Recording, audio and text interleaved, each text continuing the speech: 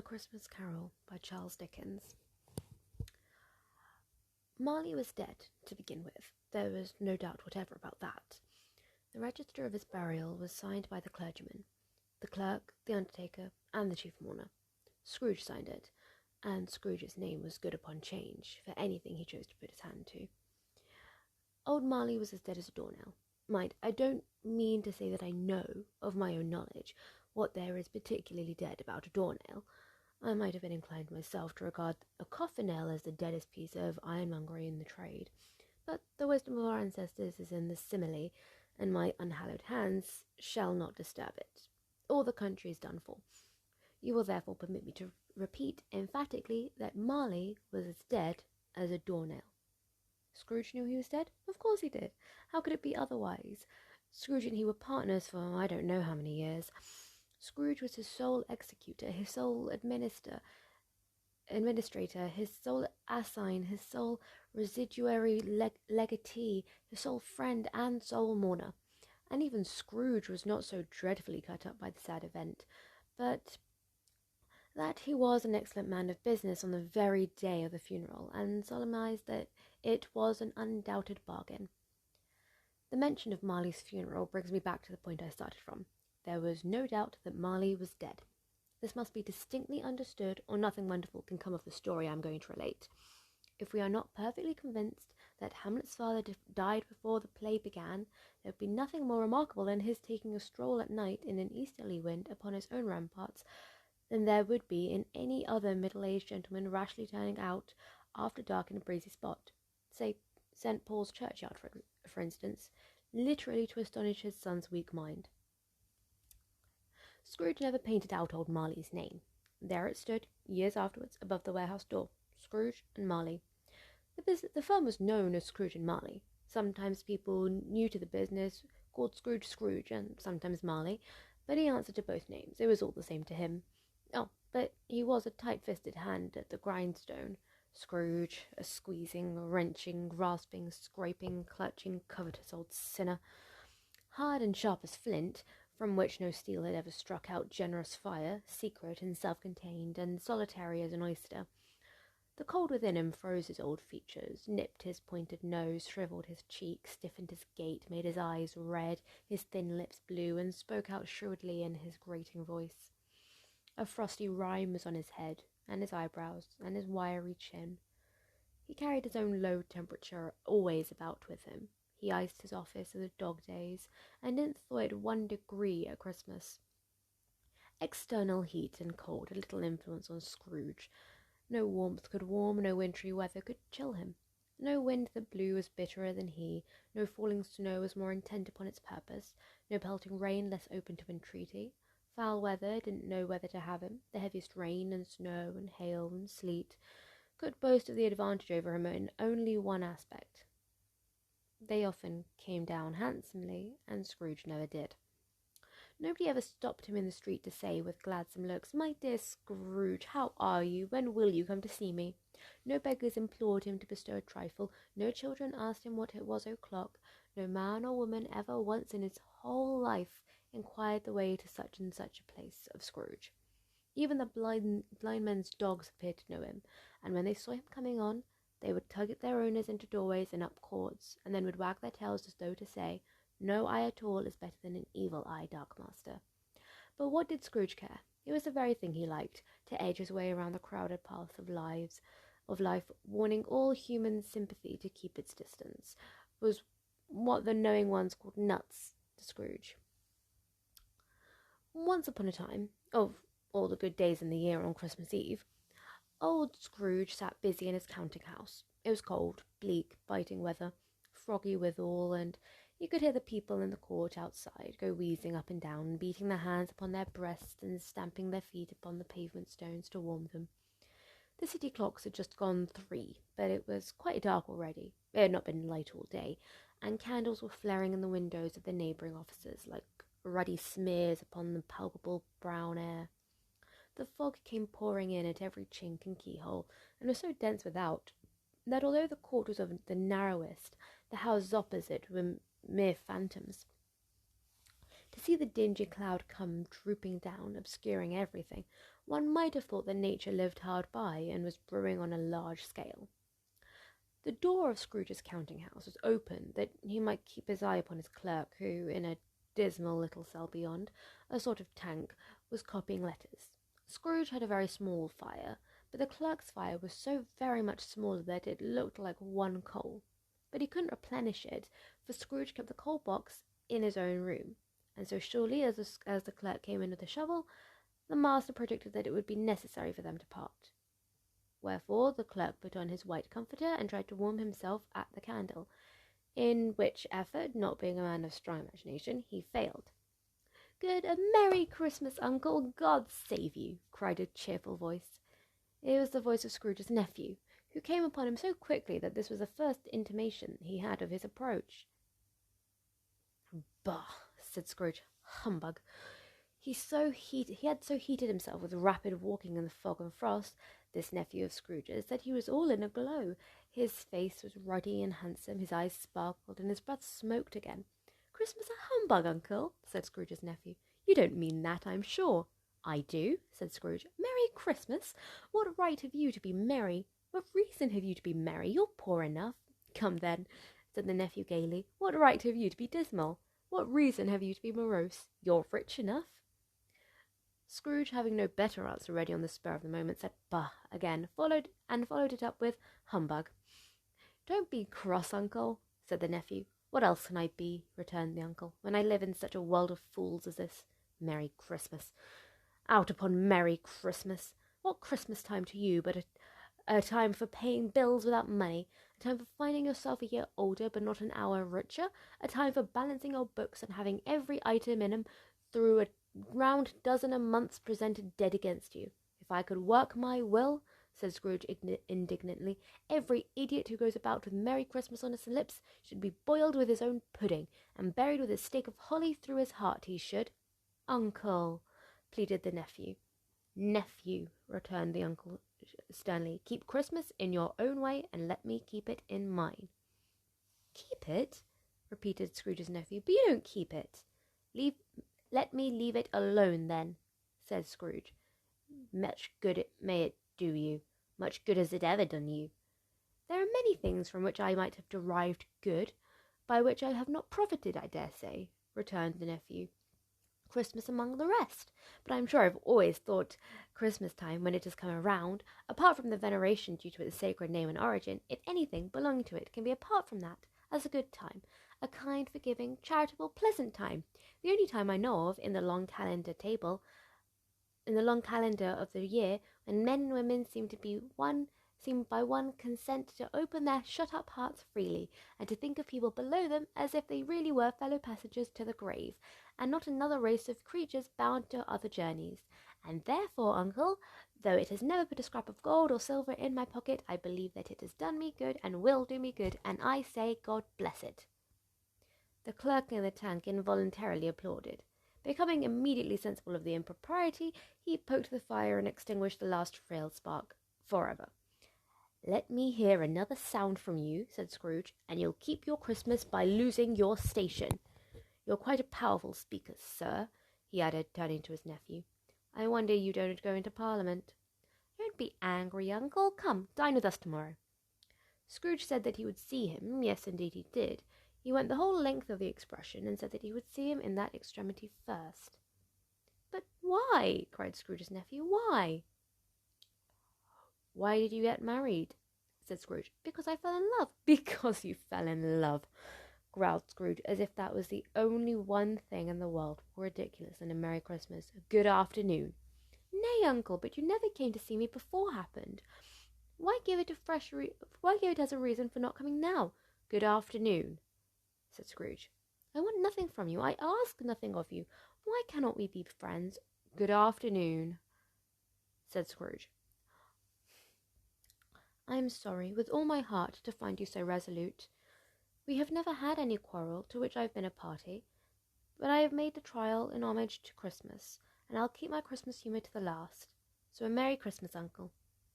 "Good afternoon," said Scrooge. "And a Happy New Year." "Good afternoon," said Scrooge. His nephew left the room without an angry word, notwithstanding. He stopped at the outer door to bestow the greetings of the season on the clerk, who, cold as he was warmer than Scrooge, for he returned to them cordially. "There's another fellow," muttered Scrooge, who overheard him. "My clerk with 15 shillings a week, and a wife and family, talking about a Merry Christmas. I'll retire to Bedlam." This lunatic, in letting Scrooge's nephew out, had let 2 other people in. They were portly gentlemen, pleasant to behold, and now stood with their hats off in Scrooge's office. They had books and papers in their hands, and bowed to him. "Scrooge and Marley's, I believe," said one of the gentlemen, referring to his list. "Have I the pleasure of addressing Mr. Scrooge or Mr. Marley?" "Mr. Marley has been dead these 7 years," Scrooge replied. "He died 7 years ago this very night." "We have no doubt his liberality is well represented by his surviving partner," said the gentleman, presenting his credentials. It certainly was, for they had been 2 kindred spirits. At the ominous word liberality, Scrooge frowned and shook his head, and handed the credentials back. "At this festive season of the year, Mr. Scrooge," said the gentleman, taking up a pen, "it is more than usually desirable that we should make a slight provision for the poor and destitute, who suffer greatly at the present time. Many thousands are in want of common necessities. That hundreds of thousands are in want of common comforts, sir." "Are there no prisons?" asked Scrooge. "Plenty of prisons," said the gentleman, laying down the pen again. "And the union workhouses?" demanded Scrooge. "Are they still in operation?" "They are, still," returned the gentleman. "I wish I could say they were not." "The treadmill and the poor law are in full vigour, then?" said Scrooge. "Both very busy, sir." "Oh! I was afraid, from what you had said at first, that something had occurred to stop them in their useful course," said Scrooge. "I am very glad to hear it." "Under the impression that they scarcely furnish Christian cheer in mind or body to the multitude," returned the gentleman, "a few of us are endeavouring to raise a fund to buy the poor some meat and drink, and means of warmth. We choose this time because it is a time, of all others, when want is keenly felt and abundance rejoices. What shall I put you down for?" "Nothing," Scrooge replied. "You wish to be anonymous?" "I wish to be left alone," said Scrooge. "Since you ask me what I wish, gentlemen, that is my answer. I don't make merry myself at Christmas, and I can't afford to make idle people merry. I help to support the establishments I have mentioned. They cost enough, and those who are badly off must go there." "Many can't go there, and many would rather die." "If they would rather die," said Scrooge, "they had better do it, and decrease the surplus population. Besides, excuse me, I don't know that." "But you might know it," observed the gentleman. "It is not my business," Scrooge returned. "It is enough for a man to understand his own business, and not to interfere with other people's. Mine occupies me constantly. Good afternoon, gentlemen." Seeing clearly that it would be useless to pursue the point, the gentleman withdrew. Scrooge returned his labours with an improved opinion of himself, and in a more facetious temper than was usual with him. Meanwhile, the fog and darkness thickened so that people ran about with flaring lamps, proffering their services to go before horses and carriages and conduct them on their way. The ancient tower of a church, whose gruff old bell was always peeping slyly down at Scrooge out of a Gothic window in the wall, became invisible, and struck the hours and quarters in the clouds, with tremulous vibrations afterwards, as if its teeth were chattering in its frozen head up there. The cold became intense.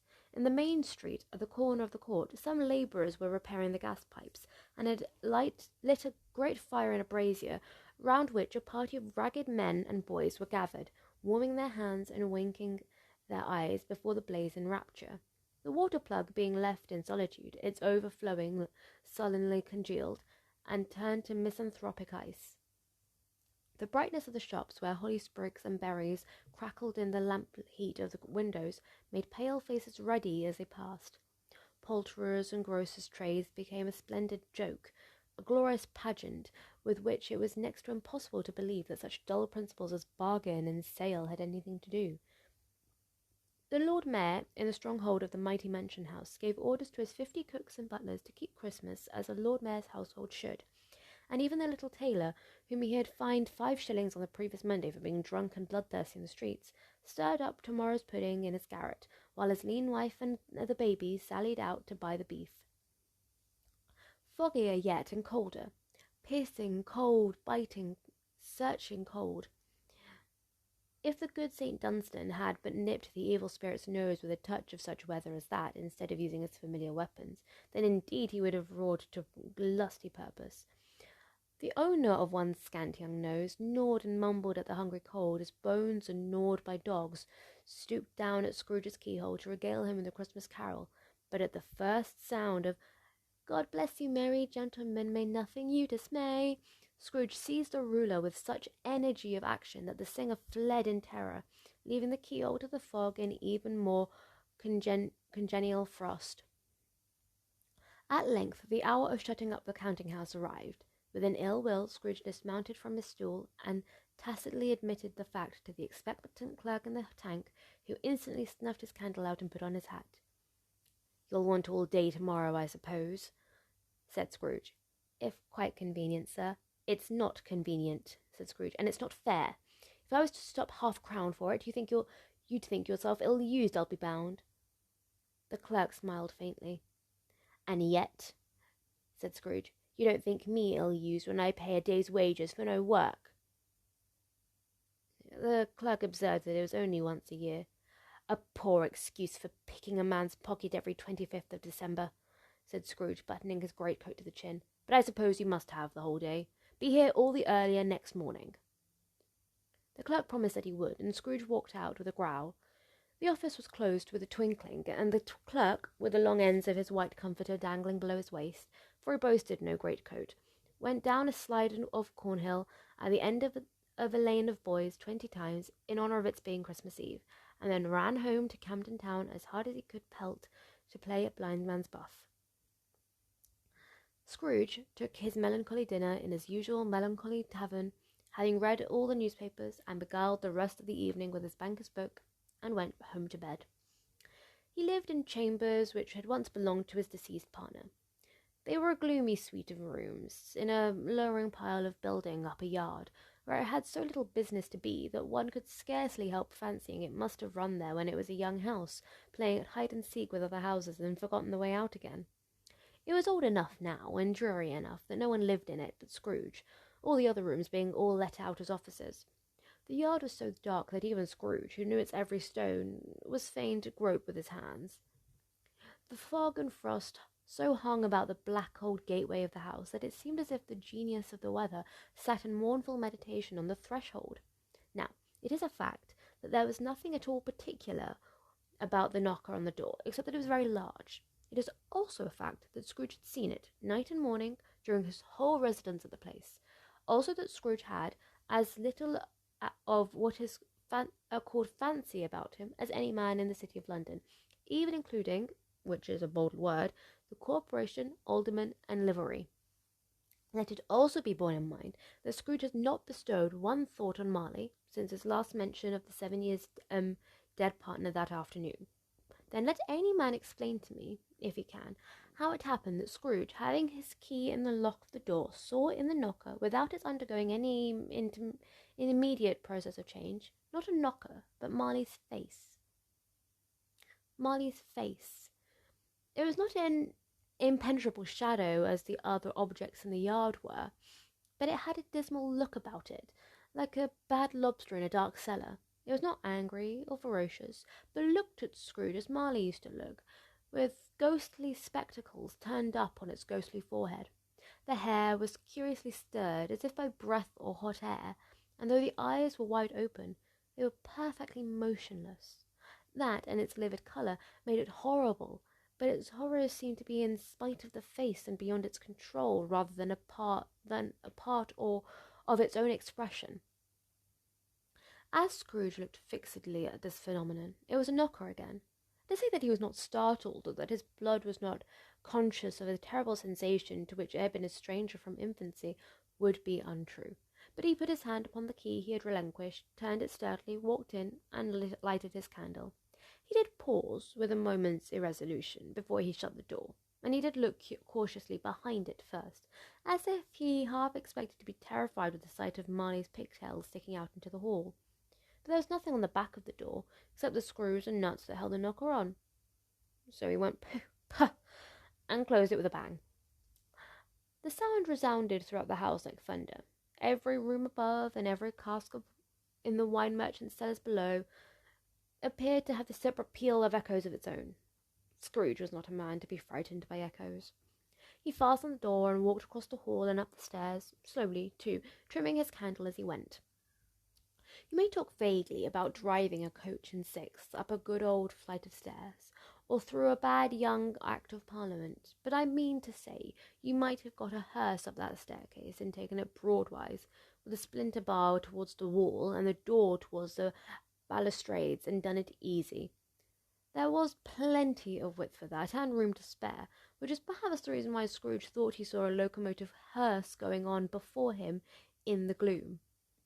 Half a dozen gas lamps out of the street wouldn't have lighted the entry too well, so you may suppose it was pretty dark with Scrooge's dip. Up Scrooge went, not carrying a button for that. Darkness is cheap, and Scrooge liked it. But before he shut his heavy door, he walked through his rooms to see if all was right. He had just enough recollection of the face to decide to do that. Sitting room, bedroom, lumber room, all as they should be. Nobody under the table, nobody under the sofa, a small fire in the grate, spoon and basin ready, and a small saucepan of gruel. Scrooge had a cold in his head, upon the hob. Nobody under the bed, nobody in the closet, nobody in his dressing gown, which was hanging up in a suspicious attitude against the wall. Lumber room as usual, old fire guards, old shoes, 2 fish baskets, washing stand on 3 legs, and a poker. Quite satisfied, he closed the door and locked himself in. Double locked himself in, which was not his custom. Thus secured against surprise, he took off his cravat, put on his dressing gown and slippers, and his nightcap, and sat down before the fire to take his gruel. It was a very low fire indeed, nothing on such a bitter night. He was obliged to sit close to it and brood over it before he could extract the least sensation of warmth from such a handful of fuel. The fireplace was an old one, built by some Dutch merchant long ago, and paved all around with quaint Dutch tiles, designed to illustrate the scriptures. There were Cains and Abels, Pharaoh's daughters, queens of Sheba, angelic messengers descending through the air on clouds like feather beds, Abrahams, Belshazzars, apostles putting off to sea in butterboats, hundreds of figures to attract his thoughts, and yet that face of Marley, 7 years dead, came like the ancient prophet's rod and swallowed up the whole. If each smooth tile had been a blank at first, with power to shape some picture on its surface from the disjointed fragments of his thoughts, there would have been a copy of old Marley's head on every one. Humbug, said Scrooge, and walked across the room. After several turns he sat down again.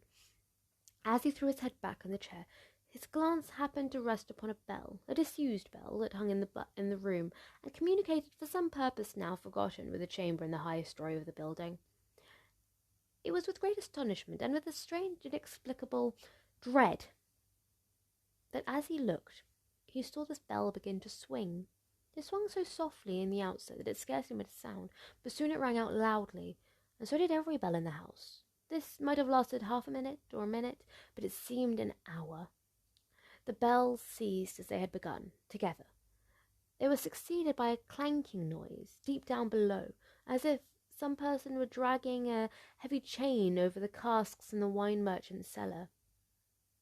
Scrooge then remembered to have heard that ghosts in haunted houses were described as dragging chains. The cellar door flew open with a booming sound, and then he heard the noise much louder on the floors below, then coming up the stairs, then coming straight towards his door. "It's humbug still," said Scrooge. "I won't believe it." His colour changed, though, when, without a pause, it came on through the heavy door and passed into the room before his eyes. Upon its coming in, the dying flame leapt up as though it cried, "I know him, Marley's ghost," and fell again. The same face, the very same. Marley in his pigtail, usual waistcoat, tights and boots, tassels on the latter bristling, like his pigtail, and his coat skirts, and the hair upon his head. The chain he drew was clasped about his middle. It was long, and wound about him like a tail, and it was made, for Scrooge observed it closely, of cash-boxes, keys, padlocks, ledgers, deeds, and heavy purses wrought in steel. His body was transparent, so that Scrooge, observing him and looking through his waistcoat, could see the 2 buttons on his coat behind. Scrooge had often heard it said that Marley had no bowels, but he had never believed it until now. No, nor did he believe it even now, though he looked the phantom through and saw it standing before him, though he felt the chilling influence of its death-cold eyes and marked the very texture of the folded kerchief bound about its head and chin, which wrapper he had not noticed before. He was still incredulous, and fought against his senses. "How now?" said Scrooge, caustic and cold as ever. "What do you want with me?" "Much." Marley's voice, no doubt about it. "Who are you?" "Ask me who I was." "Who were you, then?" said Scrooge, raising his voice. "You're particular, for a shade." He was going to say to a shade, but substituted this as was more appropriate. "In life, I was your partner, Jacob Marley." Can you sit down?" asked Scrooge, looking doubtfully at him. "I can." "Do it, then." Scrooge asked the question because he didn't know whether a ghost so transparent might find himself in a condition to take a chair, and felt that in the event of its being impossible, it might involve the necessity of an embarrassing explanation. But the ghost sat down on the opposite side of the fireplace, as if he were quite used to it.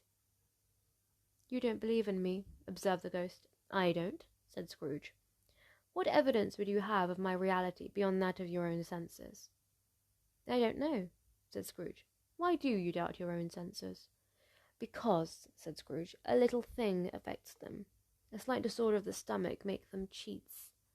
You may be an undigested bit of beef, a blot of mustard, a crumb of cheese, a fragment of an underdone potato.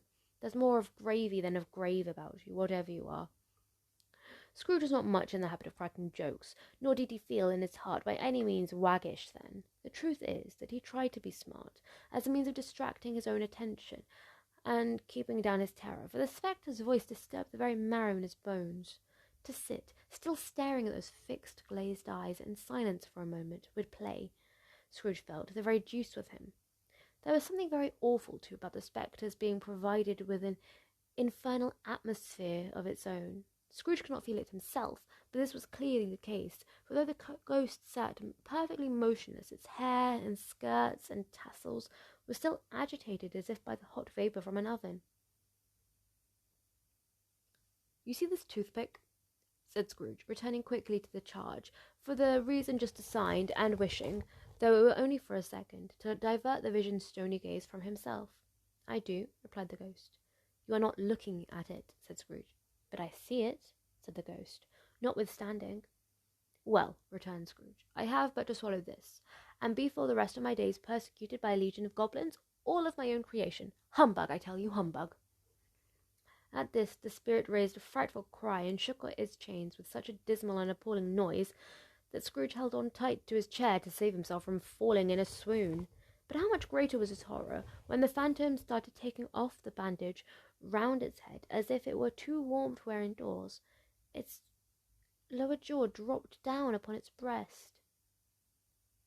Scrooge fell upon his knees and clasped his hands before his face. "Mercy!" he said. "Dreadful apparition, why do you trouble me?" "Man of the worldly mind," replied the ghost, "do you believe in me or not?" "I do," said Scrooge. "I must. But why do spirits walk the earth, and why do they come to me?" "It is required of every man," the ghost returned, "that the spirit within him should walk abroad among his fellow men, and travel far and wide, and if that spirit goes not forth in life, it is condemned to do so after death. It is doomed to wander around the world, and, oh, woe is me, and witness what it cannot share, but might have shared on earth, and turned to happiness." Again the spectre raised a cry and shook its chain and wrung its shadowy hands. You are fettered," said Scrooge, trembling. "Tell me why?" "I wear the chain I forged in life. I made it," replied the ghost, "link by link, and yard by yard. I girded it on of my own free volition, and of my own free will I wore it. Is its pattern strange to you?" Scrooge trembled more and more. "Or would you know," pursued the ghost, "the weight and length of this strong coil you bear yourself? It is full and as heavy, and as long as this 7 eves ago. You have laboured on it since. It is a ponderous chain. Scrooge glanced about him on the floor in the expectation of finding himself surrounded by 50 or 60 fathoms of iron cable, but he could see nothing. "Jacob," he said imploringly, "oh, Jacob Marley, tell me more. Speak comfort to me, Jacob." "I have none to give," the ghost replied. "It comes from other regions, Ebenezer Scrooge, and is conveyed by other ministers to other kinds of men. Nor can I tell you what I would. A very little more is all permitted to me. I cannot rest, I cannot stay, I cannot linger anywhere. My spirit never walked beyond our counting-house, mark me. In life my spirit never roved beyond the narrow limits of our money-changing hole, and weary journeys lie before me." It was a habit with Scrooge, whenever he became thoughtful, to put his hands on his breeches pocket. Pondering on what the ghost had said, he did so now, but without lifting up his eyes or getting off his knees. "You must have been very slow about it, Jacob," Scrooge observed in a business-like manner, though with humility and deference. "Slow," the ghost repeated. 7 years dead," mused Scrooge, "and travelling all the time." "The whole time," said the ghost. "No rest, no peace, incessant torture of remorse."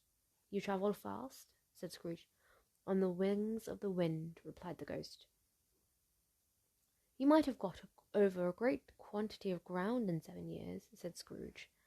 The ghost, on hearing this, set up another cry and clanked its chain so hideously in the dead silence of the night that the wharf would have been justified in indicting it for a nuisance.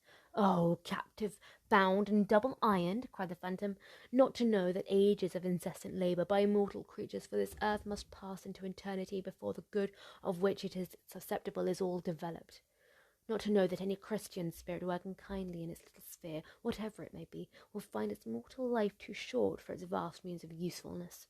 Not to know that no space of regret can be made amends for one's life's opportunities misused. Yet such was I. Oh, such was I." "But you were always a good man of business, Jacob," faltered Scrooge, who was now beginning to apply this to himself. "Business!" cried the ghost, wringing its hands again. "Mankind was my business. The common welfare was my business. Charity, mercy, forbearance, and benevolence were all my business. The dealings of my trade were but a drop of water in the comprehensive ocean of my business." It held up its chain at arm's length, as if that were the cause of all its unavailing grief, and flung it heavily upon the ground again. "At this time of the rolling year," the spectre said, "I suffer most. Why did I walk through crowds of fellow beings with my eyes turned down, and never raise them to that blessed star which led the wise men to a poor abode? Were there no poor homes to which its light could have conducted me?" Scrooge very much was dismayed to hear the spectre going on at this rate, and began to quake exceedingly. "Hear me," cried the ghost. "My time is nearly gone." "I will," said Scrooge, "but don't be hard upon me. Don't be flowery, Jacob, pray. How is it that I appear before you in a shape that you can see? I may not tell. I have sat invisible beside you many and many a day." It was not an agreeable idea. Scrooge shivered and wiped the perspiration from his brow. "That is no light part of my penance," pursued the ghost. "I am here tonight to warn you that you have yet a chance and hope of escaping my fate.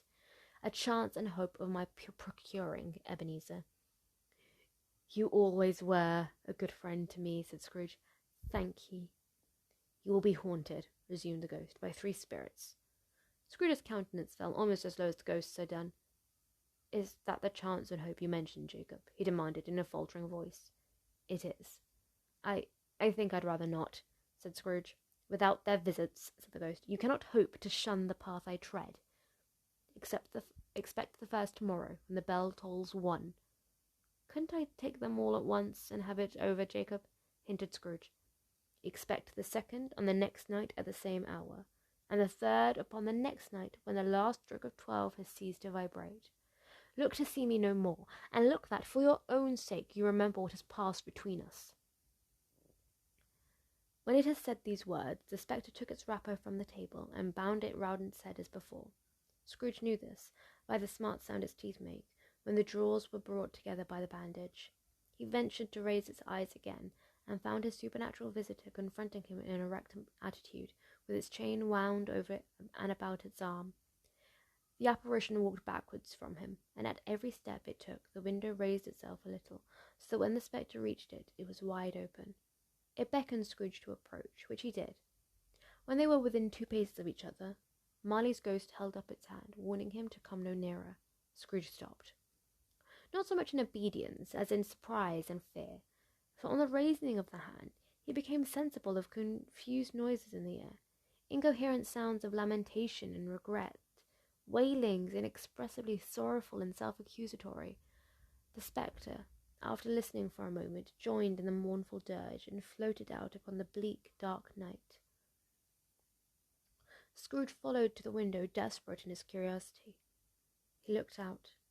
The window and air was filled with phantoms, wandering hither and thither in restless haste and moaning as they went. Every one of them wore chains like Marley's ghost. Some few, they might be guilty governments, were linked together. None were free. Many had been personally known to Scrooge in their lives.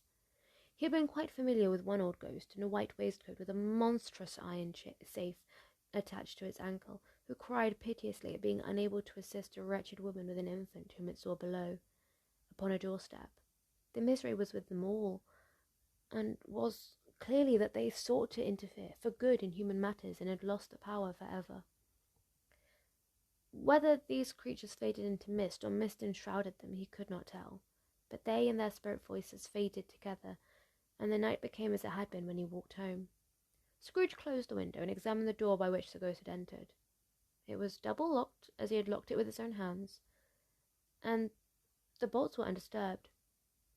He tried to say humbug, but stopped at the first syllable, and being, from the emotion he had undergone, or the fatigues of the day, or his glimpse of the invisible world, or the dull conversation of the ghost, or the lateness of the hour, much in need of repose, went straight to bed without undressing, and fell asleep upon the instant. When Scrooge awoke, it was so dark that looking out of bed, he could scarcely distinguish the transparent window from the opaque walls of his chamber. He was endeavouring to piece the darkness with his ferret eyes when the chimes of a neighbouring church struck the 4 quarters, so he listened for the hour. To his great astonishment, the heavy bell went on from 6 to 7, and from 7 to 8, and regularly up to 12, then stopped. 12. It was past 2 when he went to bed. The clock was wrong. An icicle must have gotten into the works. 12. He touched the spring of his repeater to correct this most preposterous clock. Its rapid little pulse beat 12 and then stopped. "Why, it's impossible," said Scrooge, "that I have slept through a whole day and far into another night. It is impossible that anything has happened to the sun, and that this is 12 at noon." The idea being an alarming one, he scrambled out of bed and groped his way to the window. He was obliged to rub the frost off with the sleeve of his dressing gown before he could see anything, and could see very little then. All he could make out was that it was still very foggy and extremely cold, and that there was no noise of people running to and with a great, deep, dull, hollow, melancholy one.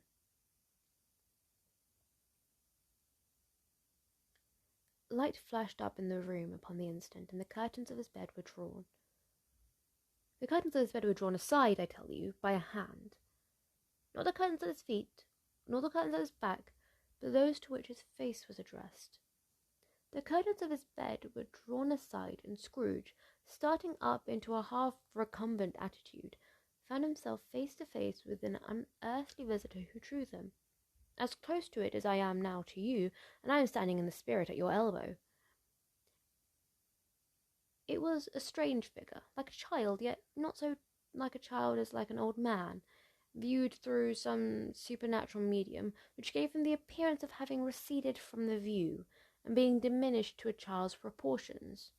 Its hair, which hung about its neck and down its back, was white as if with age, and yet the face had not a wrinkle in it, and the tenderest bloom was on the skin. The arms were very long and muscular, the hands the same, as if its hold were of uncommon strength. Its legs and feet, most delicately formed, were, like those upper members, bare. It wore a tunic of the purest white, and round its waist wore a luscious belt, the sheen of which was beautiful. It held a branch of fresh green holly in its hand, and, in single contradiction of that wintry emblem, had its dress trimmed with summer flowers. But the strangest thing about it was that from the crown of its head there sprung a bright clear jet of light, by which all of this was visible, and which was doubtless the occasion of its using, in its duller moments, a great extinguisher for a cap, which it now held under its arm. Even this, though, when Scrooge looked at it with increasingly steadiness, was not its strangest quality. For as its belt sparkled and glittered, now in one part and now in another, and what was light one instant, and at another time was dark, so the figure itself fluctuated in its distinctness, being now a thing with one arm, now one leg, now with 20 legs, now with a pair of legs without a head, now a head without a body, of which dissolving parts no outline would be visible in the dense gloom wherein they melted away. And in the very wonder of this, it would be itself again distinct and clear as ever. "Are you the spirit, sir, whose coming was foretold to me?" asked Scrooge. "I am." The voice was soft and gentle, singularly low, as if instead of being so close beside him, it were at a distance. "Who and what are you?" Scrooge demanded. "I am the ghost of Christmas past." "Long past?" inquired Scrooge, observant of its dwarfish stature. "No, your past." Perhaps Scrooge could not have told anybody why, if anybody had asked him, but he had a special desire to see the spirit in his cap, and begged him to be covered. "What?" exclaimed the ghost. "Would you so soon put out, with worldly hands, the light I give? Is it not enough that you are one of those whose passions made this cap, and forced me through whole trains of years to wear it low upon my brow?" Scrooge reverently disclaimed all intention to offend, or any knowledge of having wilfully bonneted the spirit at any period of his life. He then made bold to inquire what business brought him there. "Your welfare," said the ghost. Scrooge expressed himself much obliged, but could not help thinking that a night of unbroken rest would have been more conducive to that end. The spirit must have heard him thinking, for it said immediately, "Your reclamation, then. Take heed." It put out its strong hand as it spoke, and clasped him gently by the arm. "Rise, and walk with me." It would have been in vain for Scrooge to plead that the weather and the hour were not adaptable to pedestrian purposes, that bed was warm, and the thermometer a long way below freezing, that he was clad but lightly in his slippers, dressing gown, and nightcap, and that he had a cold upon him at that moment. The grasp, though gentle as a woman's hand, was not to be resisted. He rose, but finding that the spirit made towards the window, clasped his robe in supplication. "I am mortal," Scrooge remonstrated, "and liable to fall. Bear but a touch of my hand there," said the spirit, laying it upon his heart, "and you shall be upheld in more than this." As the words were spoken, they passed through the wall and stood upon an open country road with fields on either hand. The city had entirely vanished. Not a vestige of it was to be seen. The darkness and mist had vanished with it, for it was a cold, clear winter day with snow upon the ground. "Good heaven!" said Scrooge, clasping his hands together as he looked about him. "I was bred in this place. I was a boy here." The spirit gazed upon him mildly. His gentle touch, though it had been light and instantaneous, appeared still present to the old man's sense of feeling. He was conscious of 1,000 odours floating in the air, each one connected with 1,000 thoughts and hopes and joys and cares long, long forgotten. "Your lip is trembling," said the ghost. "And what is that upon your cheek?" Scrooge muttered with an unusual catching in his voice that it was a pimple, and begged the ghost to lead him where he would. "You recollect the way?" inquired the spirit. "Remember it!" cried Scrooge with fervour. "I could walk it blindfold." "Strange to have forgotten it for so many years," observed the ghost. "Let us go on." They walked along the road, Scrooge recognising every gate and post and tree, until a little market town appeared in the distance, with its bridge and its church and its winding river. Some shaggy ponies now were seen trotting towards them with boys upon their backs, who called to other boys in country gigs and carts, driven by farmers. All these boys were in great spirits, and shouted to each other until the broad fields were so full of merry music that the crisp air laughed to hear it. "These are but shadows of things that have been," said the ghost. "They have no consciousness of us." The jocund travellers came on, and as they came, Scrooge knew and named every one of them. Why was he rejoiced beyond all bounds to see them? Why did his cold eye glisten and his heart leap up as they went past? Why was he filled with gladness when he heard them give each other Merry Christmas as they parted at crossroads and byways for their several homes? What was Merry Christmas to Scrooge? Out upon Merry Christmas, what good had it ever done to him? The school is not quite deserted, said the ghost. A solitary child, neglected by his friends, is left there still. Scrooge said he knew it, and he sobbed. They left the high road by a well-remembered lane, and soon approached a mansion of dull red brick with a little weathercock-surmounted cupola on the roof and a bell hanging on it. It was a large house, but one of broken fortunes, for the spacious offices were little used. Their walls were damp and mossy, their windows broken, their gates decayed. Fowls clucked and strutted in the stables, and the coach houses and sheds were overrun with grass. Nor was it more attentive of its ancient state within, for entering the dreary hall and glancing through the open doors of many rooms, they found them poorly furnished, cold, and vast. There was an earthy savour in the air, a chilly bareness in the place, which associated itself somehow with too much getting up by candlelight and not too much to eat. They went, the ghost and Scrooge, across the hall to a door at the back of the house. It opened before them and disclosed a long, bare, melancholy room, made barer still by lines of plain deal forms and desks. At one of these a lonely boy was reading near a feeble fire, and Scrooge sat down upon a form and wept to see his poor forgotten self as he used to be. Not a latent echo in the house, not a squeak or scuffle from the mice behind the panelling, not a drip from the half-thawed waterspout in the dull yard behind, not a sigh among the leafless boughs of one despondent poplar, not the idle swinging of an empty storehouse door. No, not a clicking in the fire, but fell upon the heart of Scrooge with a softening influence, and gave a freer passage to his tears. The spirit touched him on the arm, and pointed to his younger self, intent upon his reading. Suddenly a man, in foreign garments, wonderfully real and distinct to look at, stood outside the window, with an axe stuck in his belt, and leading by the bridle an ass laden with wood. "Why, it's Ali Baba!" Scrooge exclaimed with ecstasy. "It's dear old honest Ali Baba! Yes, I know. One Christmas time, when yonder solitary child was left here all alone, he did come, for the first time, just like that. Poor boy! And Valentine," said Scrooge, and his wild brother Orson. There they go. And what's his name, who was put down in his drawers asleep at the gate of Damascus. Don't you see him? And the Sultan's groom turned upside down by the genii. There he is, upon his head. Serve him right, I'm glad of it. What business had he to be married to the princess?" To hear Scrooge expending all the earnestness of his nature on these subjects in a most extraordinary voice between laughing and crying, and to see his heightened and excited face, would have been a surprise to his business friends in the city indeed. "There's the parrot!" cried Scrooge. "Green body and yellow tail, with a thing like a lettuce growing out the top of his head. There he is. Poor Robin Crusoe, he called him, when he came home again after sailing round the island. Poor Robin Crusoe, where have you been, Robin Crusoe? The man thought he was dreaming, but he wasn't. It was a parrot, you know. There goes Friday, running for his life to the little creek.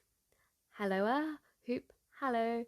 Then, with a rapidity of transition very foreign to his usual character, he said, in pity for his former self, "Poor boy," and cried again. "I wish," Scrooge muttered, putting his hand in his pocket and looking about him after drying his eyes with his cuff. "But it's too late now." "What is the matter?" asked the spirit.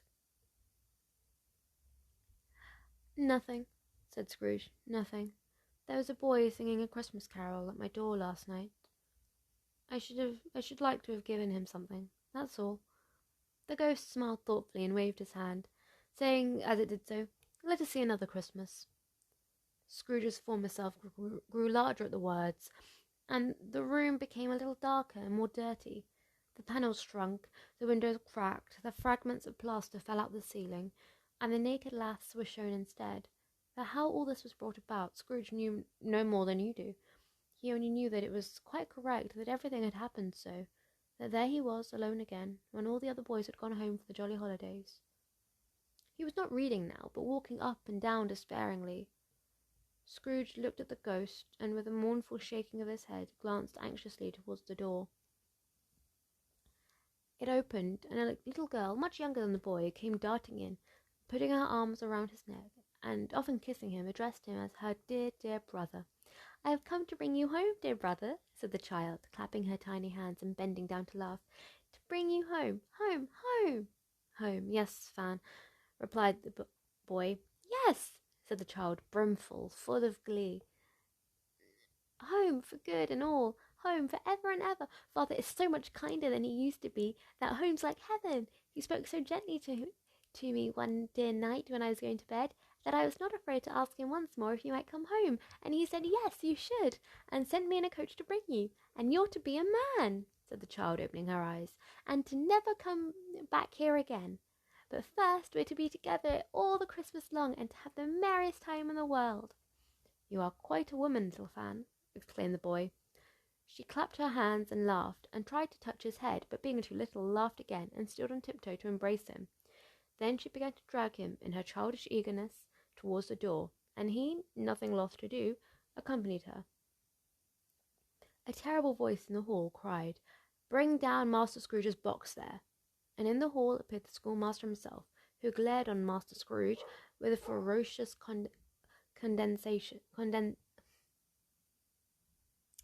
I'm so sorry about this. Condescension, and threw him into a dreadful state of mind by shaking hands with him.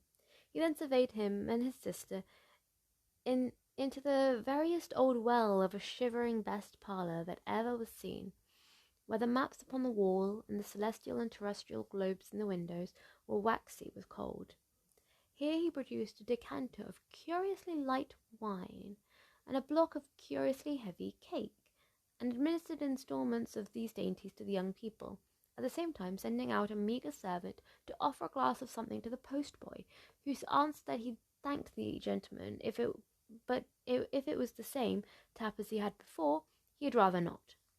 Master Scrooge's trunk being by this time tied on top of the chaise, the children bade the schoolmaster good-bye right willingly, and getting into it, drove gaily down the garden sweep, the quick wheels dashing the hoarfrost and snow from the dark leaves of the evergreens like spray. "Always a delicate creature, whom a breath might have withered," said the ghost, "but she had a large heart." "So she did," cried Scrooge. "You're right. I will not gainsay it, Spirit. God forbid."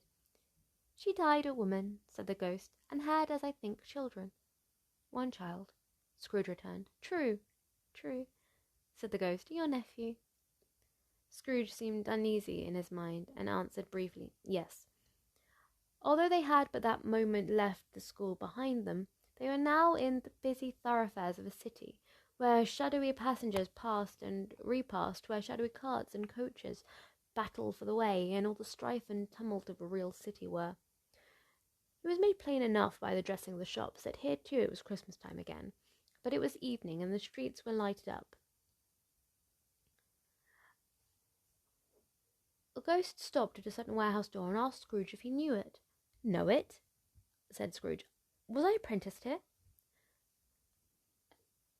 They went in, at the sight of an old gentleman in a Welsh wig, sitting behind such a high desk, that if he had been 2 inches taller he might have knocked his head against the ceiling. Scrooge cried in great excitement, "Why, it's old Fezziwig! Bless his heart, it's Fezziwig alive again!" Old Fezziwig laid down his pen and looked up at the clock, which pointed to the hour of 7. He rubbed his hands, adjusted his capacious waistcoat, laughed all over himself, from his shows to his organ of benevolence, and called out in a comfortable, oily, rich, fat, jovial voice, "Yo-ho there, Ebenezer, Dick." Scrooge's former self, now grown a young man, came briskly in, accompanied by his fellow prentice. "Dick Wilkins, to be sure," said Scrooge to the ghost. "Bless me! Yes, there he is. He was very much attached to me, was Dick. Poor Dick, dear, dear." "Yo-ho, my boys," said Fezziwig. "No more work tonight. Christmas Eve, Dick. Christmas, Ebenezer. Let's have the shutters up," cried old Fezziwig, with a sharp clap of his hands, "before a man can say Jack Robinson. You wouldn't believe how those 2 fellows went at it. They charged into the street with the shutters, 1, 2, 3, had them up in their places, 4, 5, 6, barred them and pinned them, 7, 8, 9, and came back before you could have gotten to 12, panting like racehorses. "Hilly-ho!" cried old Fezziwig, skipping down from the high desk with wonderful agility. "Clear away, my lads, and let's have lots of room here. Hilly-ho, Dick! Cheer up, Ebenezer!" Clear away! There was nothing they wouldn't have cleared away, or couldn't have cleared away, with old Fezziwig looking on. It was done in a minute. Every movable was packed off, as if it were dismissed from public life for evermore. The floor was swept and watered. The lamps were trimmed, the fuel was heaped upon the fire. The warehouse was as snug and warm and dry and bright a ballroom as you could desire to see upon a winter's night. In came a fiddler with a music book, and went up to the lofty desk and made an orchestra of it, and tuned like 50 stomach aches. In came Mrs. Fezziwig, one vast substantial smile. In came the 3 Miss Fezziwigs, beaming and lovable. In came the 6 young fellows whose hearts they broke. In came all the young men and women employed in the business. In came the housemaid with her cousin the baker. In came the cook with her brother's particular friend the milkman. In came the boy from over the way, who was suspected of not having bored enough from his master, trying to hide himself behind the girl from next door but one, who was proved to have had her ears pulled by her mistress. In they all came, one after the other, some shyly, some boldly, some gracefully, some awkwardly, some pushing, some pulling. In they all came, anyhow and everyhow. Away they all went, 20 couple at once, hands half round and back again the other way, down the middle and up again, round, in various stages of affectionate grouping. Old top couple always turning up in the wrong place, new top couple starting off again as soon as they got there, all top couples at last, and not one bottom one to help them. When this result was brought about, old Fezziwig, clapping his hands to stop the dance, cried out, "Well done!" and the fiddler plunged his hot face into a pot of porter, especially provided for that purpose. But scorning rest upon his reappearance, he instantly began again, though there were no dancers yet, as if the other fiddler had been carried home, exhausted, on a shutter, and he were a brand new man resolved to beat him out of sight or perish. There were more dances, and there were forfeits, and more dances, and there was cake, and there was negus, and there was a great piece of cold roast, and there was a great piece of cold boiled, and there were mince pies, and plenty of beer. But the great effect of that evening came after the roast and boiled, when the fiddler, an artful dog, mind, the sort of man who knew his business better than you or I could have told it him, struck up Sir Roger de Coverley. Then old Fezziwig stood to dance with Mrs. Fezziwig, top couple too, with a good stiff piece of work cut out for them, 3 or 4 and 20 pair of partners, people who were not to be trifled with, people who would dance and had no notion of walking. But if they had been twice as many, 4 times, old Fezziwig would have been a match for them, and so would Mrs. Fezziwig. As to her, she was worthy to be his partner in every sense of the term, and if that is not high praise, tell me higher and I'll use it. A positive light appeared to issue from Fezziwig's calves. They shone in every part of the dance like moons. You couldn't have predicted at any given time what would have become of them next. And when old Fezziwig and Mrs. Fezziwig had gone all through the dance, advance and retire, both hands to your partner, bow and curtsy, corkscrew, thread the needle, and back again to your place, Fezziwig cut so deftly that he appeared to wink with both his legs, and came upon his feet again without a stagger. And when the clock struck 11, this domestic brawl broke. Mr. and Mrs. Fezziwig took their stations, one on either side of the door, and shaking hands with every person individually as he or she went out, wished him or her a Merry Christmas. When everybody retired but the 2 prentices, they did the same to them, and thus the cheerful voices died away, and the lads were left to their beds, which were under a counter in the back shop. During the whole of this time, Scrooge had acted like a man out of his wits. His heart and soul were in the scene, and with his former self. He corroborated everything, remembered everything, enjoyed everything, and underwent the strangest agitation. It was not until now, when the bright faces of his former self and Dick were turned from them, that he remembered the ghost, and became conscious that it was looking full upon him, while the light upon his head burnt very clear. "A small matter," said the ghost, "to make those silly folks so full of gratitude." "Small," echoed Scrooge. The spirit sighed to him to listen to the 2 prentices, who were pouring out their hearts in praise of Fezziwig, and when he had done so, said, "Why, is it not? He has spent but a few pounds of your mortal money. 2, 3 or 4, perhaps. Is that so much that he deserves this praise?" "It isn't that," said Scrooge, heated by this remark, and speaking unconsciously like his former, but not his latter self. "It isn't that, spirit. He had the power to render us happy or unhappy, to make our service lighter or burdensome, a pleasure or a toil. Say that his power lies in words and looks, in things so slight and insignificant that it is impossible to add and count them up. What then? The happiness he gives, it is as great as if it cost a fortune. He felt the spirit's glance and stopped. What is the matter? Asked the ghost. Nothing in particular, said the Scrooge. Something, I think, said the ghost insisted. No, said Scrooge. No, I should like to be able to say a word or two to my clerk just now. That's all. His former self turned down the lamps as he gave utterance to the wish, and Scrooge and the ghost again stood side by side in the open air. My time grows short, observed the spirit. Quick. This was not addressed to Scrooge, or to anyone whom he could see, but it produced an immediate effect. For again Scrooge saw himself. He was older now, a man in the prime of life. His face had not the harsh and rigid lines of later years, but had begun to wear the signs of care and avarice. There was an eager, greedy, restless motion in the eye, which showed the passion that had taken root, and where the shadow of the growing tree would fall. He was not alone, but sat by the side of a fair young girl in a mourning dress, and in whose eyes there were tears which sparkled in the light that shone out of the ghost of Christmas past. It matters little, she said softly. To you, very little. Another idol has displaced me, and if it can cheer and comfort you in time to come, as I would have tried to do, I have no just cause to grieve. What idol has displaced you? He rejoined. A golden one. This is the even-handed dealing of the world, he said. There is nothing on which it is so hard as poverty, and there is nothing it professes to condemn with such severity as the pursuit of wealth. You fear the world too much, she answered gently. All your other hopes have merged into the hope of being beyond the chance of its sordid reproach. I have seen your nobler aspirations fall off one by one, until the master passion, gain, engrosses you. Have I not? What then? He retorted. Even if I had grown so much wiser, what then? I am not changed towards you. She shook her head. Am I? Our contract is an old one. It was made when we were both poor and content to be so, until in good season we could improve our worldly fortune by our patient industry. You are changed. When it was made you were another man. I was a boy, he said impatiently. Your own feeling tells you that you were not what you are, she returned. I am. That which promised happiness when we were one in heart is fraught with misery now that we are two. How often and how keenly I have thought of this, I will not say. It is enough that I have thought of it, and can release you.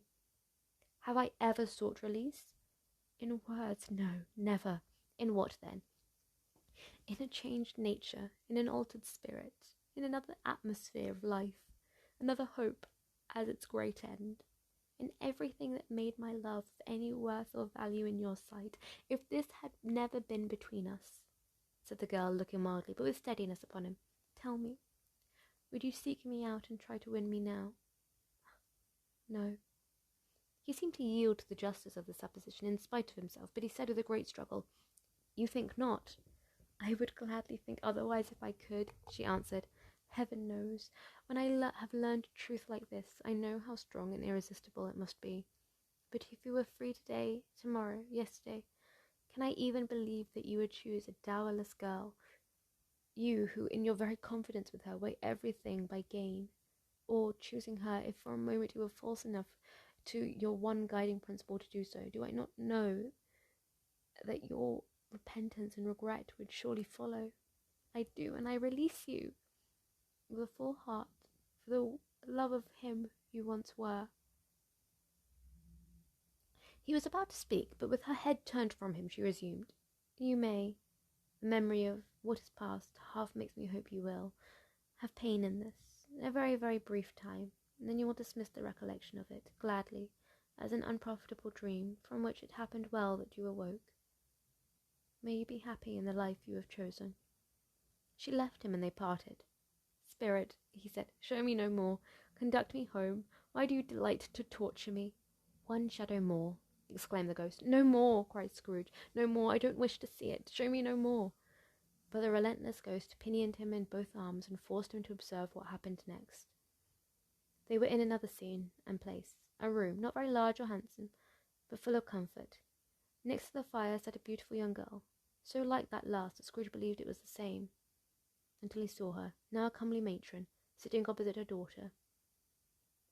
The noise in this room was perfectly tumultuous, for there were more children there than Scrooge in his agitated state of mind could count, and unlike the celebrated herd in the poem, there were not 40 children conducting themselves like one, but every child was conducting itself like 40. The consequences were uproarious beyond belief, but no one seemed to care. On the contrary, the mother and daughter laughed heartily and enjoyed it very much, and the latter, soon beginning to mingle in the sports, got pillaged by the young brigands most ruthlessly. What would I not have given to be one of them? Though I could never have been so rude, no, I wouldn't for all the wealth in all the world have crushed that braided hair, or torn it down for the precious little shoe. I wouldn't have plucked it off, God bless my soul, to save my life. As to measuring her waist in sport as they did, bold young brood, I couldn't have done it. I should have expected my arm to have grown right round it for a punishment, and never come straight again. And yet I should have dearly liked, I own, to have touched her lips, to have questioned her, like she might have opened them, to have looked upon the lashes of her downcast eyes, and never raised a blush, to have let loose waves of hair, an inch of which would have been a keepsake beyond price.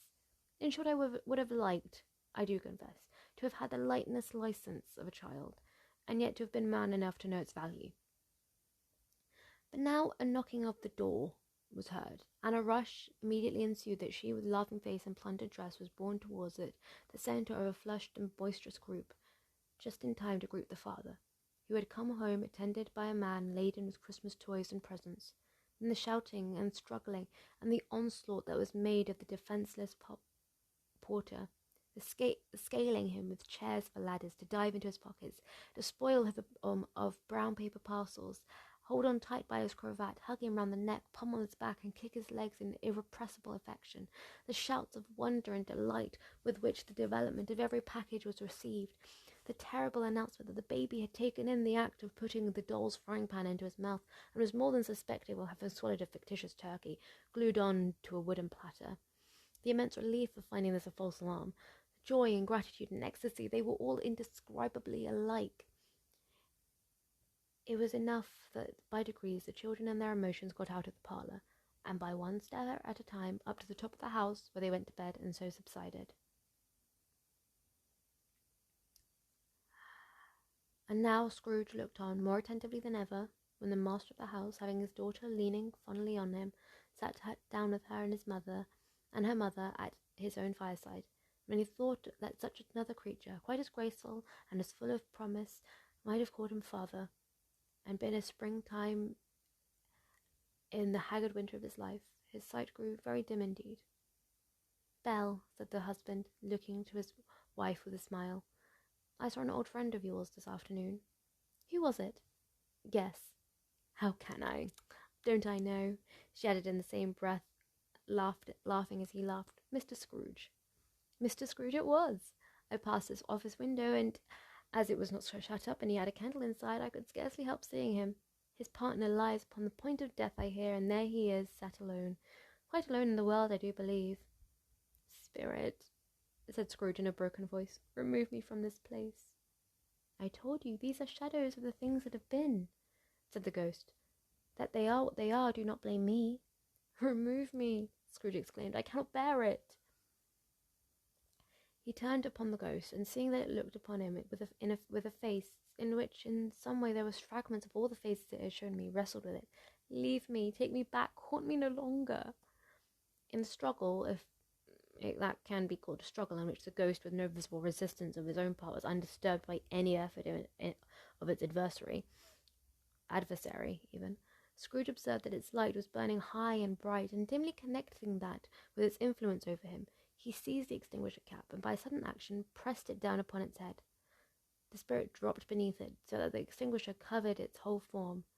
But though Scrooge pressed it down with all its force, he could not hide the light, which streamed from under it in an unbroken flood upon the ground. He was conscious of being exhausted and overcome by an irresistible drowsiness, and further of being in his own bedroom. He gave the cap a parting squeeze, in which his hand relaxed, and had barely time to reel to bed, before he sank into a heavy sleep. Awaking in the middle of a prodigiously tough snore, and sitting up in bed to get his thoughts together, Scrooge had no occasion to be told that the bell was again upon the stroke of 1. He felt that he was restored to consciousness in the right nick of time, for the especial purpose of holding a conference with the second messenger dispatched to him through Jacob Marley's intervention. But finding that he turned uncomfortably cold when he began to wonder which of his curtains this new spectre would draw back, he put them every one aside with his own hands, and, lying down again, established a sharp lookout all around the bed. For he wished to challenge the spirit on the moment of its appearance, and did not wish to be taken by surprise and made nervous. Gentlemen of the free and easy sort, who plume themselves on being acquainted with a move or two, and being usually equal to the time of day, expressed the wide range of their capacity for adventure by observing that they are good for anything from pitch and toss to manslaughter, between which opposite extremes, no doubt, there lies a tolerably wide and comprehensive range of subjects. Without venturing for Scrooge quite as hardly as this, I don't mind calling on you to believe that he was ready for a good broad field of strange appearances, and that nothing between a baby and a rhinoceros would have astonished him very much. Now, being prepared for almost anything, he was not by any means prepared for nothing, and consequently, when the bell struck 1 and no shape appeared, he was taken with a violent fit of trembling. 5 minutes, 10 minutes, a quarter of an hour went by, yet nothing came.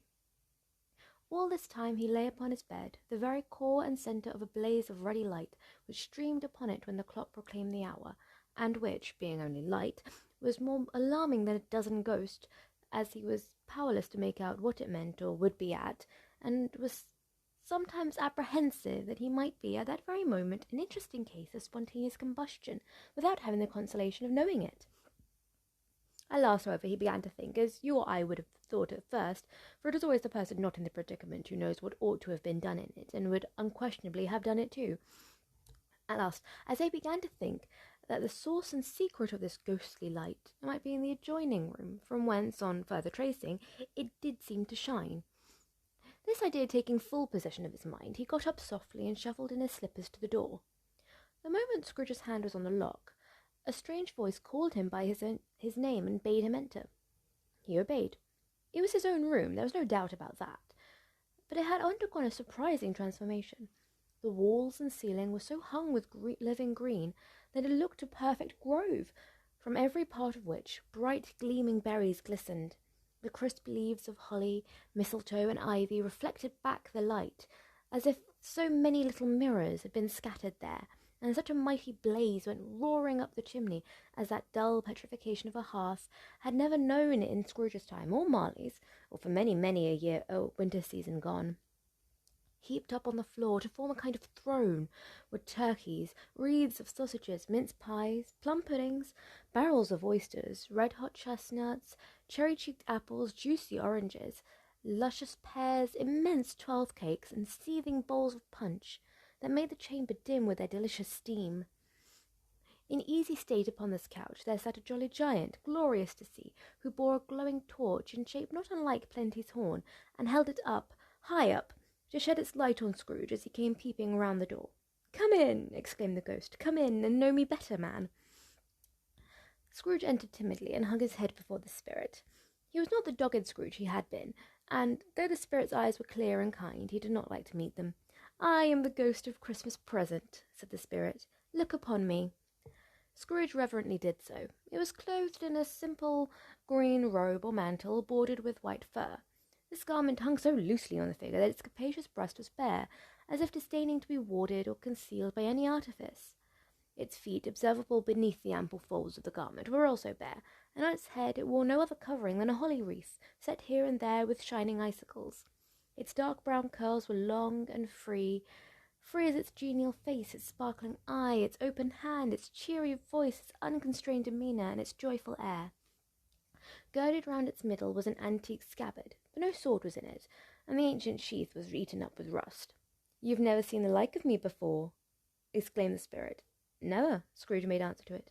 "Have never walked forth with the younger members of my family, meaning, for I am very young, my elder brothers born in these later years," pursued the phantom.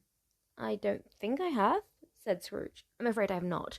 Have you had many brothers, Spirit?" "More than 1800, said the ghost. "A tremendous family to provide for," muttered Scrooge. The ghost of Christmas present rose. "Spirit," said Scrooge submissively, "conduct me where you will. I went forth last night on compulsion, and learnt a lesson which is working now. To-night, if you have aught to teach me, let me profit by it. Touch my robe."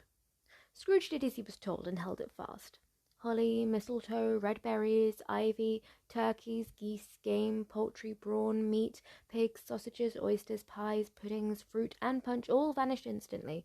So did the room, the fire, the ruddy glow, the hour of night, and they stood in the city streets on Christmas morning, where, for the weather was severe, the people made a rough but brisk and not unpleasant kind of music, in scraping the snow from the pavements in front of their dwellings, and from the tops of their houses, whence it was mad delight to the boys to see it come down, plumping it down into the street, and splitting into artificial little snowstorms on the road below. The house fronts looked black enough, and the windows blacker, contrasting with the smooth white sheet of snow upon the roofs, and with the dirtier snow upon the ground, which last deposit had been ploughed up in deep furrows in the heavy wheels of carts and waggons, furrows that crossed and recrossed each other hundreds of times where the great streets branched off, and made intricate channels hard to trace in the thick yellow mud and icy water.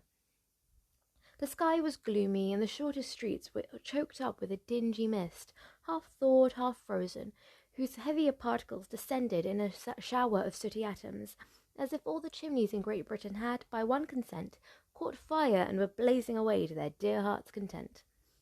There was nothing very cheerful in the climate or the town, and yet was there an air of cheerfulness abroad that the clearest summer air and brightest summer sun might have endeavoured to diffuse in vain.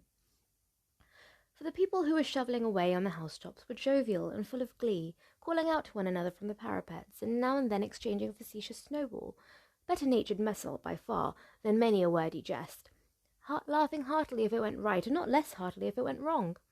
The poulterers' shops were still half open, and the fruiterers were radiant in their glory. There were great round pot-bellied baskets of chestnuts, shaped like the waistcoats of jolly old gentlemen, lolling at the doors, and tumbling out into the street in their apoplectic opulence.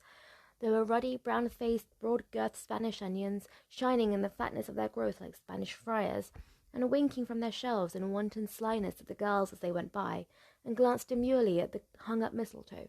There were pears and apples clustered high in blooming pyramids. There were bunches of grapes made, in the shopkeeper's benevolence, to dangle from conspicuous hooks, that people's mouths might water gratis as they passed. There were piles of filberts, mossy and brown, recalling in their fragrance ancient walks among the woods, and pleasant shufflings ankle-deep through withered leaves. There were Norfolk biffins, squawk and swarthy, setting off the yellow of the oranges and lemons, and in the great compactness of their juicy persons, urgently entreating and beseeching to be carried home in paper bags and eaten after dinner.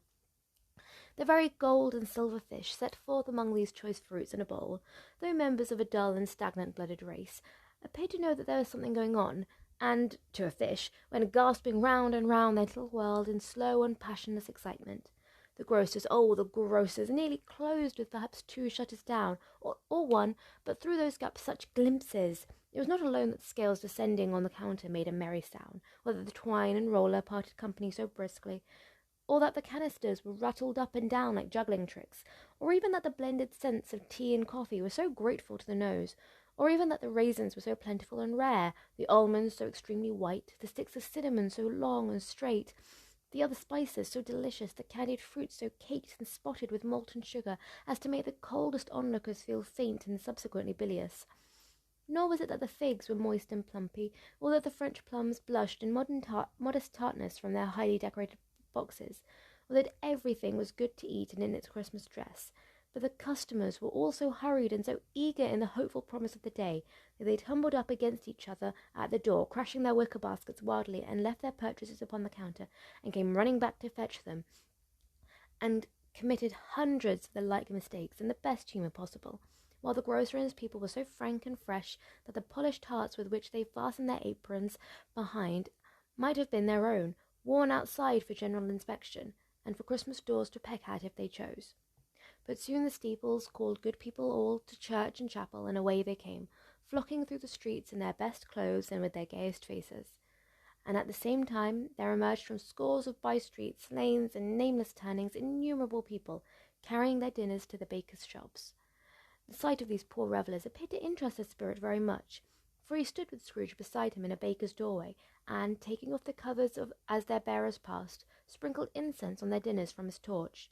And it was a very uncommon kind of torch, for once or twice, when there were angry words between some dinner-carriers who had jostled each other, she had a few drops of water on them from it, and their good humour was restored directly. For they said it was a shame to quarrel upon Christmas Day, and so it was. God love it, so it was. In time the bells ceased, and the bakers were shut up, and yet there was a genial shadowing forth of all these dinners, and the progress of their cooking, in the thawed blotch of wet above each baker's oven, where the pavement smoked as if its stones were cooking too. "Is there a peculiar flavour in what you sprinkle from your torch?" asked Scrooge. "There is, my own." "Would it apply to any kind of dinner on this day?" asked Scrooge. "To any kindly given. To a poor one most." "Why to a poor one most?" asked Scrooge. "Because it needs it most." "Spirit," said Scrooge, after a moment's thought, "I wonder you, of all beings in the many worlds about us, should desire to cramp these people's opportunities of innocent enjoyment." "I?" cried the spirit. "You would deprive them of their means of dining every 7th day, often the only day on which they could be said to dine at all," said Scrooge. "Wouldn't you?" "I?" cried the spirit. "You seek to close these places on the 7th day," said Scrooge, "and it comes to the same thing." "I seek!" exclaimed the spirit. "Forgive me if I am wrong. It has been done in your name, or at least in that of your family," said Scrooge. "There are some upon this earth of yours," returned the spirit, "who lay claim to know us, and who do their deeds of passion, pride, ill will, hatred, envy, bigotry, and selfishness in our name, who are as strange to us and our kith and kin as if they had never lived. Remember that, and charge their doings on themselves, not us." Scrooge promised that he would, and they went on, invisible as they had been before, into the suburbs of the town. It was a remarkable quality of the ghost, which Scrooge had observed at the baker's, that notwithstanding his gigantic size, he could accommodate himself to any place with ease, and that he stood beneath the low roof quite as gracefully and like a supernatural creature as it was possible he could have done in any lofty hall. And perhaps it was the pleasure the good spirit had in showing off this power of his, or else it was his own kind, generous, hearty nature, and his sympathy with all poor men, that led him straight to Scrooge's clerks, for there he went and took Scrooge with him, holding to his robe, and on the threshold of the door the spirit smiled, and stopped to bless Bob Cratchit's dwelling with the sprinkling of his torch. Think of that! Bob had but 15 bob a week himself.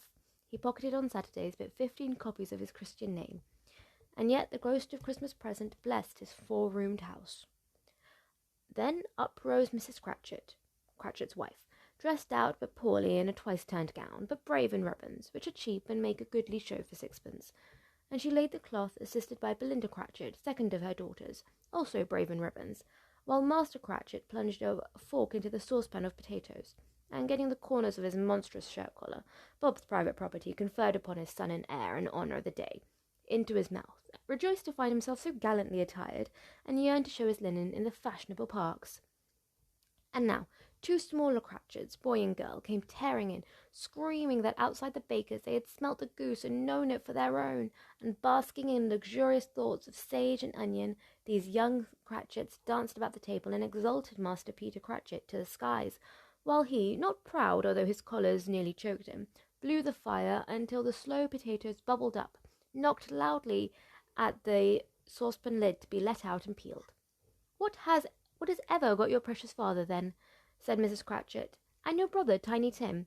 And Martha weren't as late last Christmas Day by half an hour." "Here's Martha, mother," said a girl, appearing as she spoke. "Here's Martha, mother," cried the 2 young Cratchits. "Hurrah! That's such a goose, Martha." "Why, bless your heart alive, my dear, how late you are!" said Mrs. Cratchit, kissing her a dozen times, and taking off her shawl and bonnet for her with officious zeal. "We'd a deal of work to finish up last night," replied the girl, "and had to clear away this morning, mother." "Well, never mind so long as you are come," said Mrs. Cratchit. "Sit ye down before the fire, my dear, and have a warm. Lord bless ye." "No, no, there's father coming," cried the 2 young Cratchits, who were everywhere at once. "Hide, Martha, hide." So Martha hid herself, and in came little Bob, the father, with at least 3 feet of comforter exclusive of the fringe hanging down before him, and his threadbare clothes darned up and brushed to look seasonable, and Tiny Tim upon his shoulders. Alas for Tiny Tim, he bore a little crutch and had his limbs supported by an iron frame. "Why, where's our Martha?" cried Bob Cratchit, looking round. "Not coming," said Mrs. Cratchit. "Not coming?"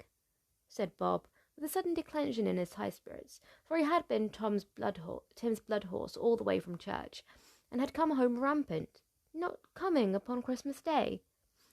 Martha didn't like to see him disappointed, if it were only in joke, so she came up prematurely from behind the closet door, and ran into his arms, while the 2 young Cratchits hustled Tiny Tim and bore him off into the wash-house, that he might hear the pudding singing in the copper. "And how did little Tim behave?" asked Mrs. Cratchit, when she had rallied Bob on his credulity, and Bob had hugged his daughter to his heart's content. "As good as gold," said Bob, "and much better. Somehow he gets thoughtful, sitting by himself so much, and thinks the strangest things you had ever heard. He told me, coming home, that he hoped the people saw him in the church because he was a cripple, and it might be pleasant for them to remember upon Christmas Day, who made lame beggars walk and blind men see." Bob's voice was tremulous when he told him this, and trembled more when he said that Tiny Tim was growing strong and hearty. His active little crutch was heard upon the door and upon the floor, and back came Tiny Tim before another word was spoken, escorted by his brother and sister to his stool before the fire, and while Bob, turning up his cuffs, as if, poor fellow, they were capable of being made more shabby, compounded some hot mixture in a jug with gin and lemons, and stirred it round, and put it on the hob to simmer.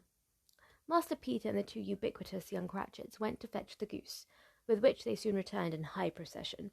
Such a bustle ensued that you might have thought the goose the rarest of all birds, a feathered phenomenon to which a black swan was a matter of course. And in truth there was something very like it in that house. Mrs. Cratchit made the gravy, ready beforehand in a little saucepan, hissing hot.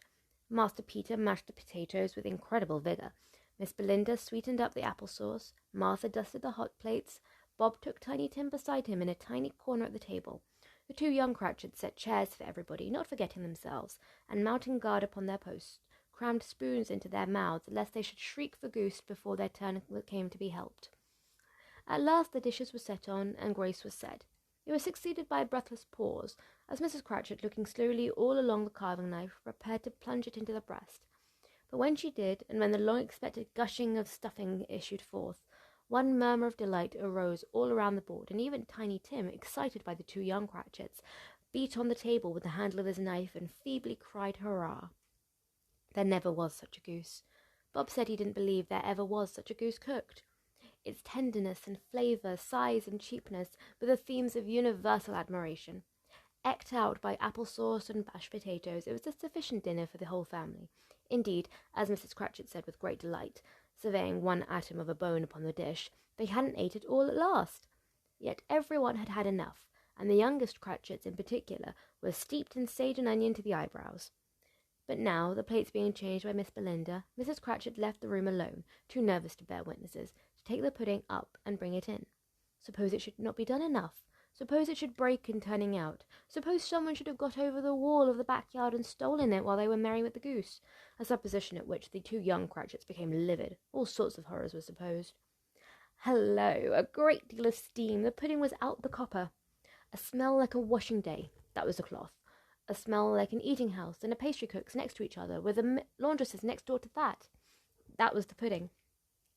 In half a minute Mrs. Cratchit entered, flushed but smiling proudly, with the pudding like a speckled cannonball, so hard and firm, blazing with half of a half-quartern of ignited brandy, and bedight with Christmas holly stuck onto the top.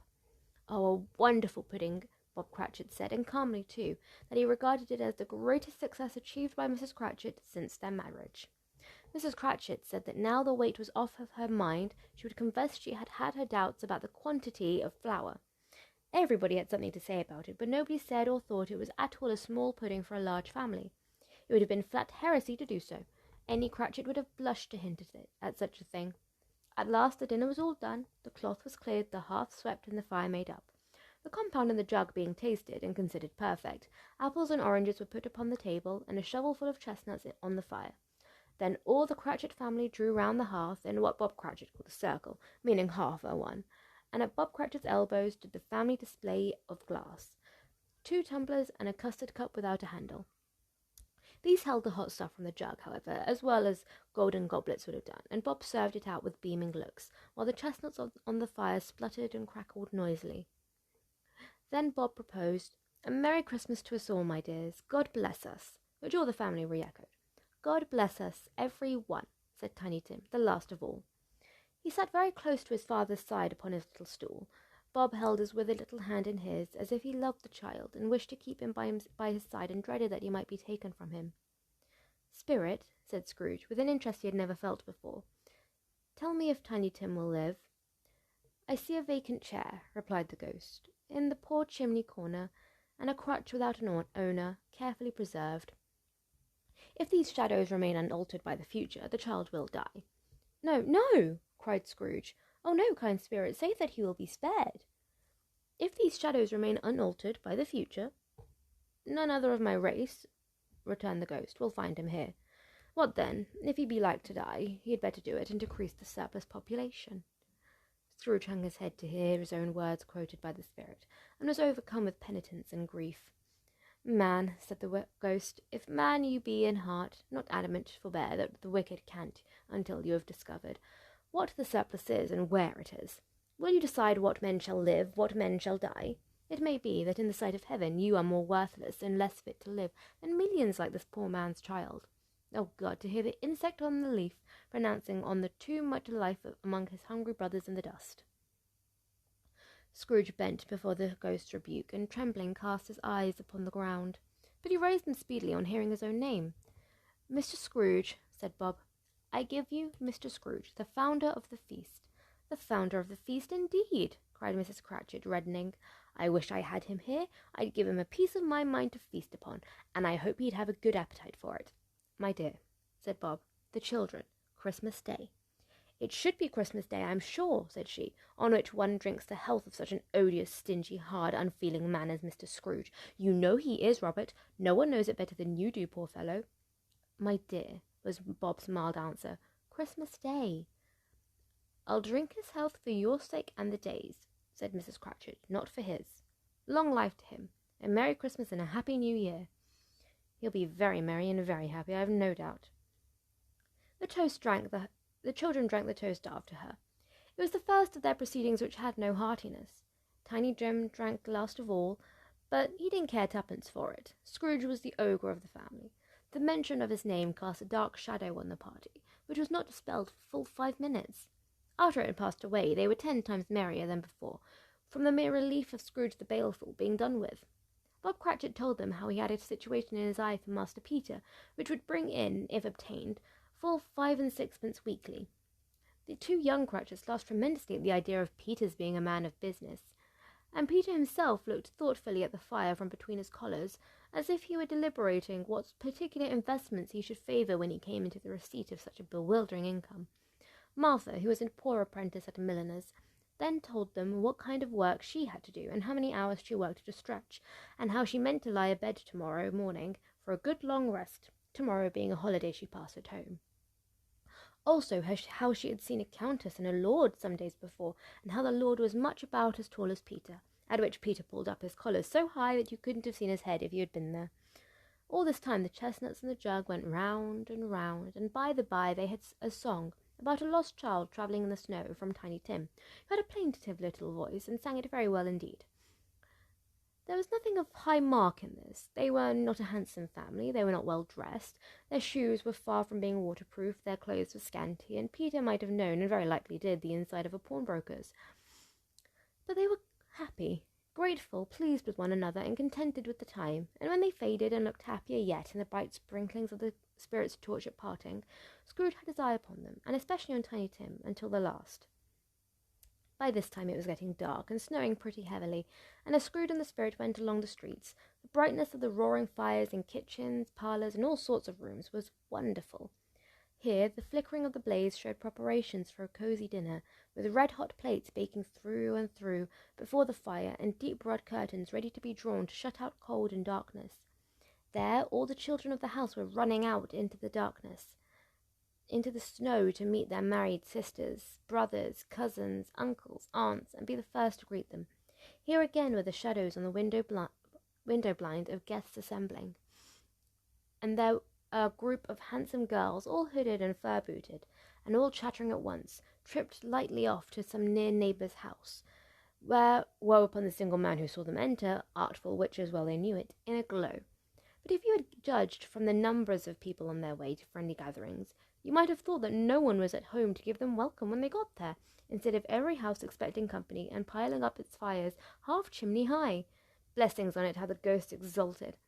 How it bared its breadth of breast, and opened its capacious palm, and floated on, outpouring with a generous hand its bright and harmless mirth on everything within reach. The very lamplighter who ran on before, dotting the dusky street with specks of light, and who was dressed to spend the evening somewhere, laughed out loudly as the spirit passed, though little kenned the lamplighter that he had any company but Christmas. And now, without a word of warning from the ghost, they stood upon a bleak and desert moor, where monstrous masses of rude stone were cast about, as though it was the burial place of giants, and water spread itself wheresoever it listed, or would have done so but for the frost that marked it prisoner. But nothing grew but moss and furze and coarse rank grass. Down in the west the setting sun had left a streak of fiery red, which glared upon the desolation for an instant, like a sullen eye, and frowning lower, lower still, was lost in the thick gloom of darkest night. "What is this?" asked Scrooge. "A place where miners live, who labour in the bowels of the earth," returned the spirit. "But they know me. See." A light shone from the window of a hut, and swiftly they advanced towards it. Passing through the wall of mud and stone, they found a cheerful company assembled around a glowing fire. An old man and woman, with their children and their children's children, and another generation beyond that, all decked out gaily in their holiday attire. The old man, in a voice that seldom rose above the howling of the wind upon the barren waste, was singing them a Christmas song. It had been a very old song when he was a boy, and from time to time they all joined in the chorus. So surely as they raised their voices, the old man got quite blithe and loud, and so surely as they stopped, his vigour sank again. The spirit did not tarry here, but bade Scrooge hold his robe, and passing on above the moor, sped, whether not to sea. To Scrooge's horror, looking back, he saw the last of the land, a frightful range of rocks behind them, and his ears were deafened by the thundering of water as it rolled and roared and raged among the dreadful caverns it had worn, and fiercely tried to undermine the earth. Built upon a dismal reef of sunken rocks, some league or so from shore, on which the waters chafed and dashed the wild year round, there stood a solitary lighthouse. Great heaps of seaweed clung to its base, and storm-birds, born of the wind, one might suppose, as seaweed of the water, rose and fell about it, like the waves they skimmed. But even here 2 men who watched the light had made a fire that through the loophole in the thick stone wall shed out a ray of brightness on the awful sea. Joining their hands over the rough table at which they sat, they wished each other Merry Christmas in their can of grog, and one of them, the elder too, with his face all damaged and scarred with hard weather, as the figurehead of an old ship might be, struck up a sturdy song that was like a gale in itself. Again the ghost sped on, above the black and heaving sea, on, until, being far away, as he told Scrooge, from any shore, they alighted on a ship. They stood beside the helmsman at the wheel, the lookout in the bow, the officers who had the watch, dark, ghostly figures in their several stations, but every man among them hummed a Christmas tune, or had a Christmas thought, or spoke below his breath to his companion of some bygone Christmas day, with homeward hope belonging to it. And every man on board, waking or sleeping, good or bad, had had a kinder word for another on that day than on any day in the year, and had shared to some extent in its festivities, and had remembered those he cared for at a distance, and had known that they delighted to remember him. It was a great surprise to Scrooge, while listening to the moaning of the wind, and thinking what a solemn thing it was to move on through the lonely darkness above in an unknown abyss, whose depths were secrets as profound as death. It was a great surprise to Scrooge, while thus engaged, to hear a hearty laugh. It was a much greater surprise to Scrooge to recognize it as his own nephew's, and to find himself in a bright, dry, gleaming room, with the spirit standing smiling by his side, and looking at that same nephew with approving affability. Laughed Scrooge's nephew. If you should so happen, by any unlikely chance, to know a man more blessed in a laugh than Scrooge's nephew, all I can say is I should like to know him too. Introduce me to him, and I'll cultivate his acquaintance. It is a fair, even-handed, noble adjustment of things, that while there is infection and disease and sorrow, there is nothing in the world as irresistibly contagious as laughter and good humour.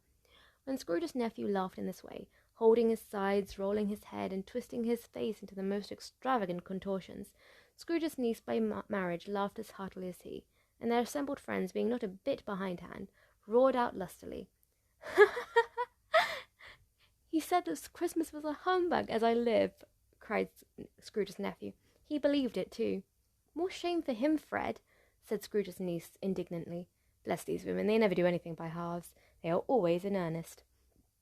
She was very pretty, exceedingly pretty, with a dimpled, surprised-looking capital face, a ripe little mouth that seemed made to be kissed, as no doubt it was, all kinds of good little dots about her chin that melted into one another when she laughed, and the sunniest pair of eyes you ever saw in any little creature's head. Although she was what you would have called provoking, you know, but satisfactory, too. Oh, perfectly satisfactory. "He's a comical old fellow," said Scrooge's nephew. "That's the truth, and not so pleasant as he might be. However, his offences carry their own punishment, and I have nothing to say against him." "I'm sure he's very rich," hinted Scrooge's niece. "At least, you always tell me so." "What of that, my dear?" said Scrooge's nephew. "His wealth is of no use to him. You don't do it any good with it. He don't make himself comfortable with it. He hasn't the satisfaction of thinking that he's ever going to benefit us with it." "I have no patience with him," observed Scrooge's niece. Scrooge's niece's sisters and all the other ladies expressed the same opinion. "Oh, I have," said Scrooge's nephew. "I'm sorry for him. I couldn't be angry with him if I tried. Who suffers by his ill whims? Himself, always. Here, he takes it into his head to dislike us, and he won't come to dine with us. What's the consequence? He don't lose much of a dinner." "Indeed, I think he loses a very good dinner," interrupted Scrooge's niece. Everybody else said the same, and they must have been allowed to have been incompetent judges, because they had just had dinner, and with the dessert upon the table, were clustered round the fire by lamplight. "Well, I'm very glad to hear it," said Scrooge's nephew, "because I haven't great faith in these young housekeepers. What do you say, Topper?" Topper had clearly got his eye upon one of Scrooge's niece's sisters, for he answered that a bachelor was a wretched outcast who had no right to express an opinion on the subject, whereat Scrooge's niece's sister, the plump one with the lace tucker, not the one with the roses, blushed. "Do go on, Fred," said Scrooge's niece, clapping her hands. "He never finishes what he begins to say. He is such a ridiculous fellow." Scrooge's nephew revelled in another laugh, and as it was impossible to keep the infection off, though the plump sister tried hard to do it with aromatic vinegar, his example was unanimously followed. "I was only going to say," said Scrooge's nephew, "that the consequence of his taking a dislike to us, and not making merry with us, is, as I think, that he loses some pleasant moments, which can do him no harm. I am sure he loses pleasanter companions than he can find in his own thoughts, either in his mouldy old office or his dusty chambers. I mean to give him the same chance every year, whether he likes it or not, for I pity him. He may rail at Christmas until he dies, but he can't help thinking better of it. I defy him, if he finds me going there in good temper year after year, and saying, 'Uncle Scrooge, how are you?' If it only puts him in the vein to leave his poor clerk £50, that's something, and I think I shook him yesterday." It was their turn to laugh now at the notion of his shaking Scrooge, but being thoroughly good-natured, and not much caring what they laughed at, so long as they laughed at any rate, he encouraged them in their merriment, and passed the bottle joyously. After tea they had some music, for they were a musical family, and knew what they were about, when they sung a glee or catch, I can assure you, especially Topper, who could growl away in the bass like a good one, and never swell the large veins in his forehead, or get red in the face over it. Scrooge's niece played well upon the harp, and played among other tunes a simple little air, a mere nothing, you might learn to whistle it in 2 minutes, which had been familiar to the child who fetched Scrooge from the boarding-house, as he had been reminded by the ghost of Christmas past. When this strain of music sounded, all the things that the ghost had shown him came upon his mind. He softened more and more, and thought that if he could have listened to it often, years ago, he might have cultivated the kindnesses of his life for his own happiness with his own hands, without resorting to the sexton's spade that buried Jacob Marley. But they didn't devote the whole evening to music. After a while they played at forfeits, for it's good to be children sometimes, and never better than at Christmas, when its mighty founder was a child himself. Stop, there was first a game at blind man's buff. Of course there was, and I no more believe Topper was really blind than I believe he had eyes in his boots. My opinion is that it was a done thing between him and Scrooge's nephew, and that the ghost of Christmas present knew it. The way he went after that plump sister in the lace tucker was an outrage on the credulity of human nature. Knocking down fire-irons, tumbling over the chairs, bumping against the piano, smothering himself among the curtains. Wherever she went, there he went. He always knew where the plump sister was. He wouldn't catch anybody else. If you had fallen up against him, as some of them did on purpose, he would have made a feint of endeavouring to seize you, which would have been an affront to your understanding, and would instantly have sidled off in the direction of the plump sister. She often cried out that it wasn't fair, and it really was not. But when at last he caught her, when in spite of all her silken rustlings and her rapid flutterings past him, he got her into a corner whence there was no escape, then his conduct was the most execrable. For his pretending not to know her, his pretending that it was necessary to touch her headdress and further assure himself of her identity by pressing a certain ring upon her finger and a certain chain about her neck, was vile, monstrous. No doubt she told him her opinion of it, when another blind man being in office, they were so very confidential together behind the curtains. Scrooge's niece was not one for blind man's bath party, but May was made comfortable with a large chair and a footstool in a snug corner where the ghost and Scrooge were close behind her. But she joined in the forfeits, and loved her love to admiration with all the letters of the alphabet. Likewise, at the game of how, when, and where, she was very great, and to the secret joy of Scrooge's nephew, beat her sisters hollow, though they were sharp girls too, as Topper could have told you. There might have been 20 people there, young and old, but they all played, and so did Scrooge, for wholly forgetting in the interest he had in what was going on, that his voice made no sound in their ears. He sometimes came out with his guess quite loud, and often guessed quite right too. With the sharpest needle, best Whitechapel, warranted not to cut in the eye, was not sharper than Scrooge, blunt as he took it in his head to be. The ghost was greatly pleased to find him in this mood, and looked upon him with such favour that he begged like a boy to be allowed to stay until the guests departed. But this the spirit said could not be done. "Here is a new game," said Scrooge. "1 half-hour, Spirit, only one." The game was called Yes and No, where Scrooge's nephew had to think of something, and the rest must find out what. He only answering to their questions yes or no, as the case was. The brisk fire of questioning to which he was exposed elicited from him that he was thinking of an animal, a live animal, rather a disagreeable animal, a savage animal, an animal that growled and grunted sometimes, and talked sometimes, and lived in London, and walked about the streets, and wasn't made a show of, and wasn't led by anybody, and didn't live in a menagerie, and never was killed in a market, and was not a horse, an ass, a cow, a bull, a tiger, a dog, or a pig, or a cat, or a bear.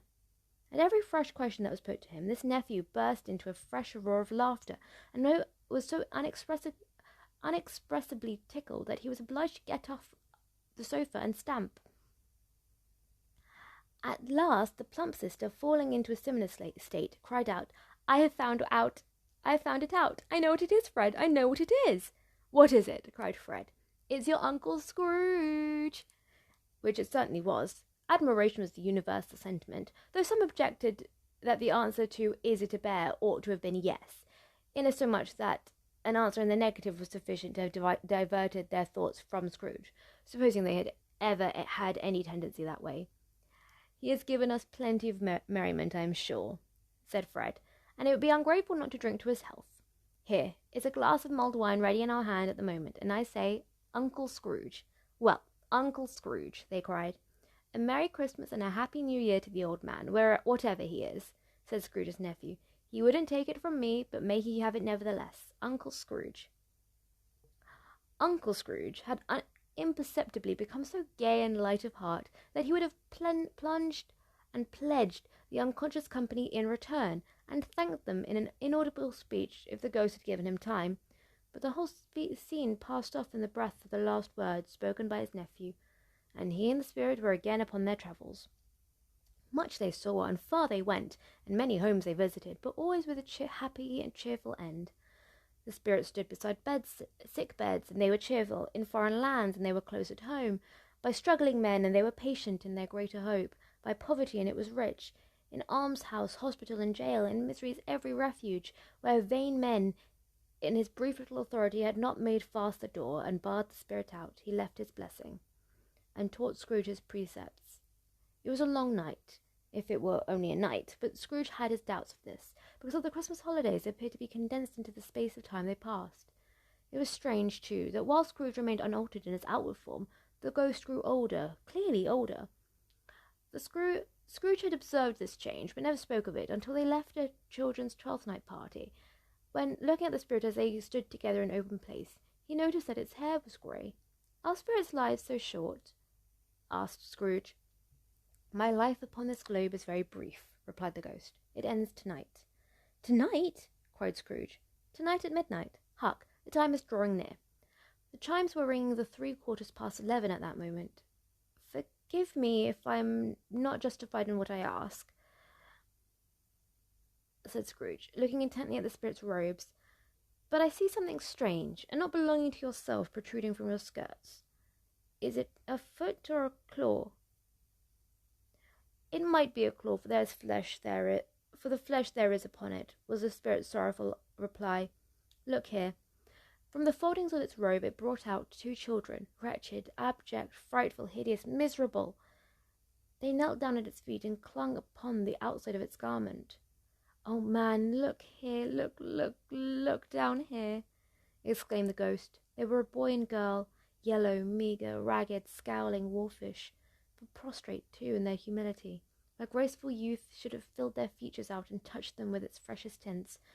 A stale, shriveled hand, like that of age, had pinched and twisted them, and pulled them into shreds. Where angels might have sat enthroned, devils lurked, and glared out menacingly.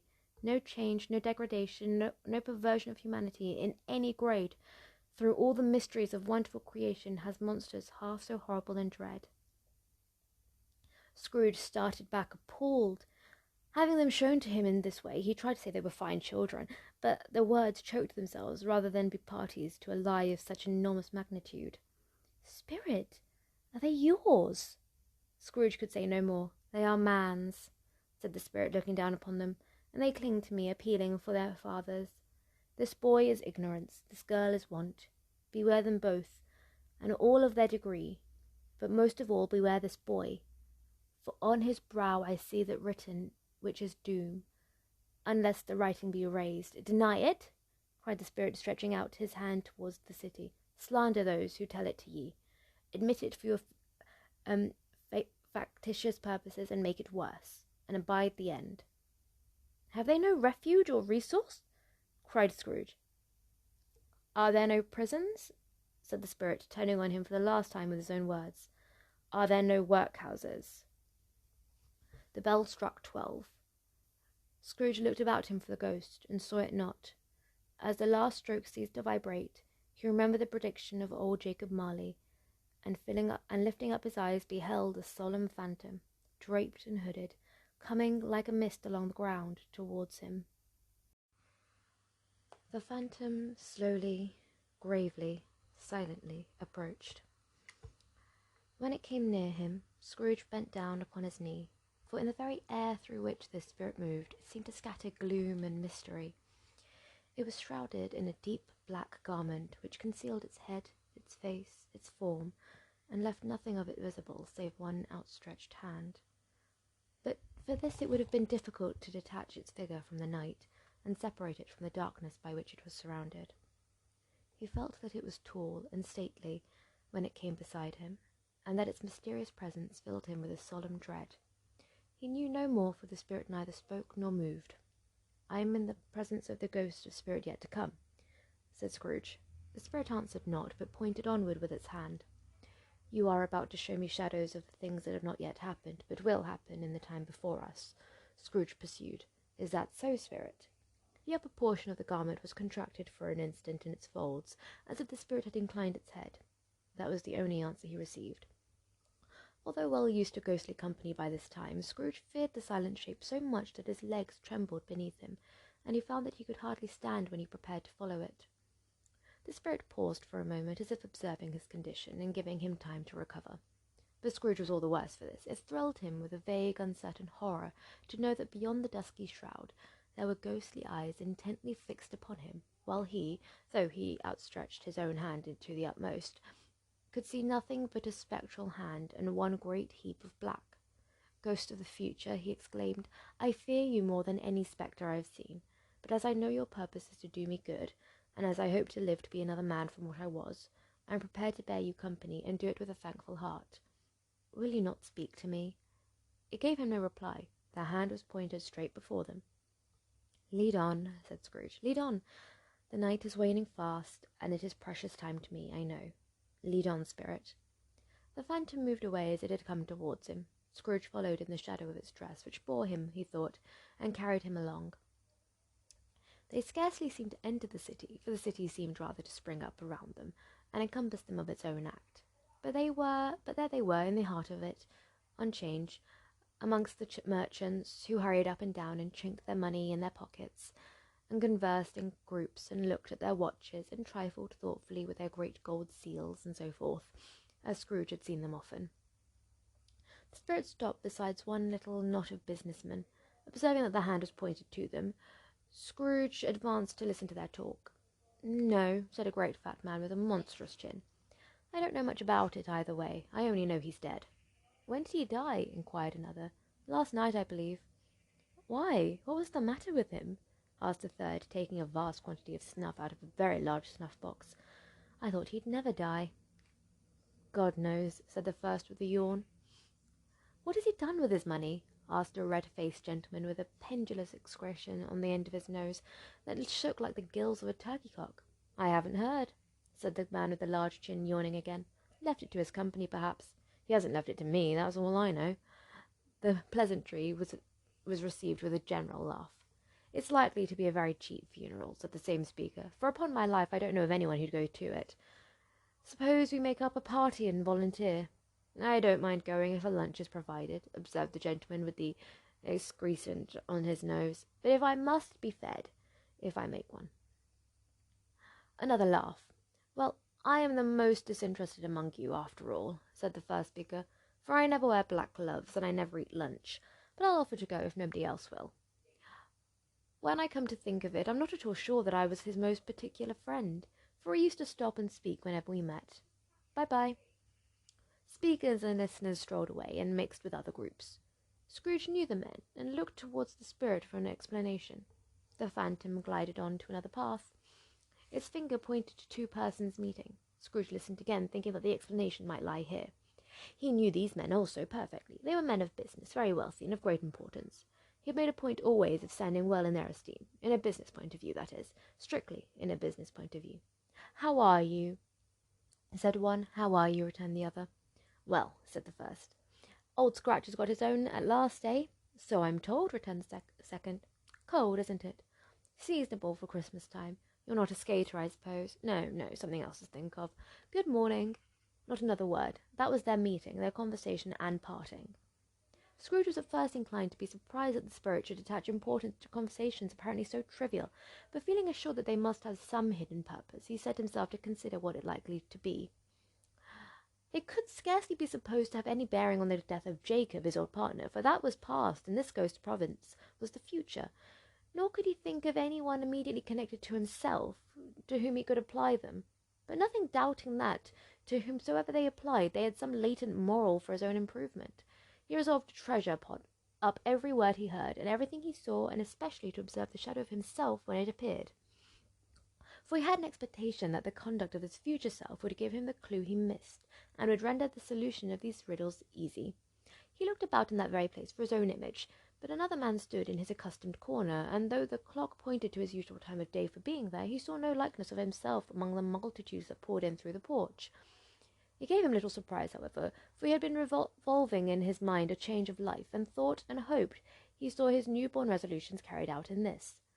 Quiet and dark beside him stood the phantom, with its outstretched hand.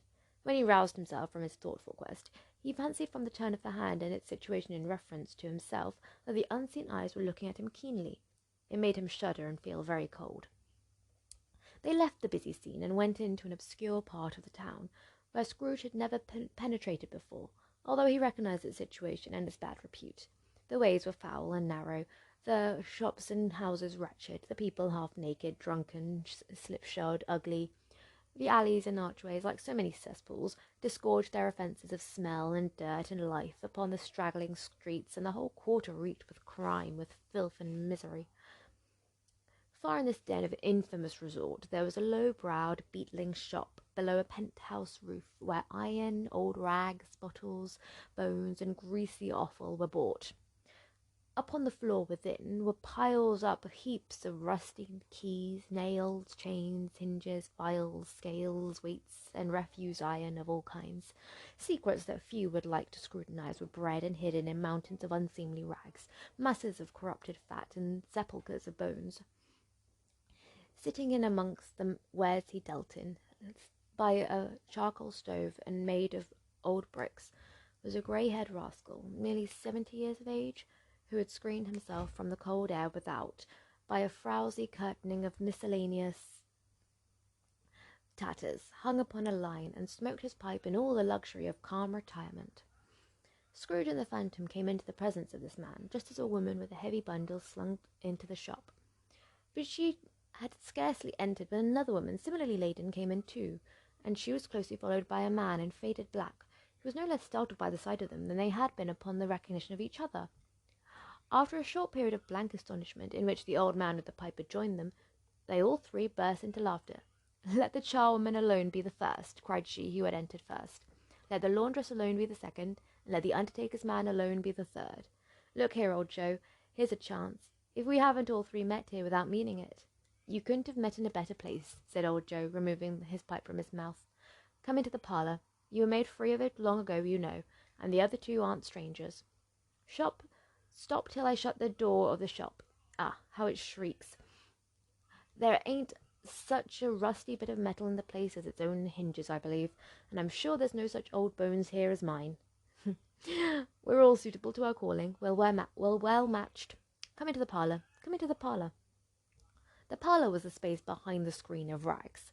The old man raked the fire together with an old stair-rod, and having trimmed his smoky lamp, for it was night, with the stem of his pipe, put it in his mouth again.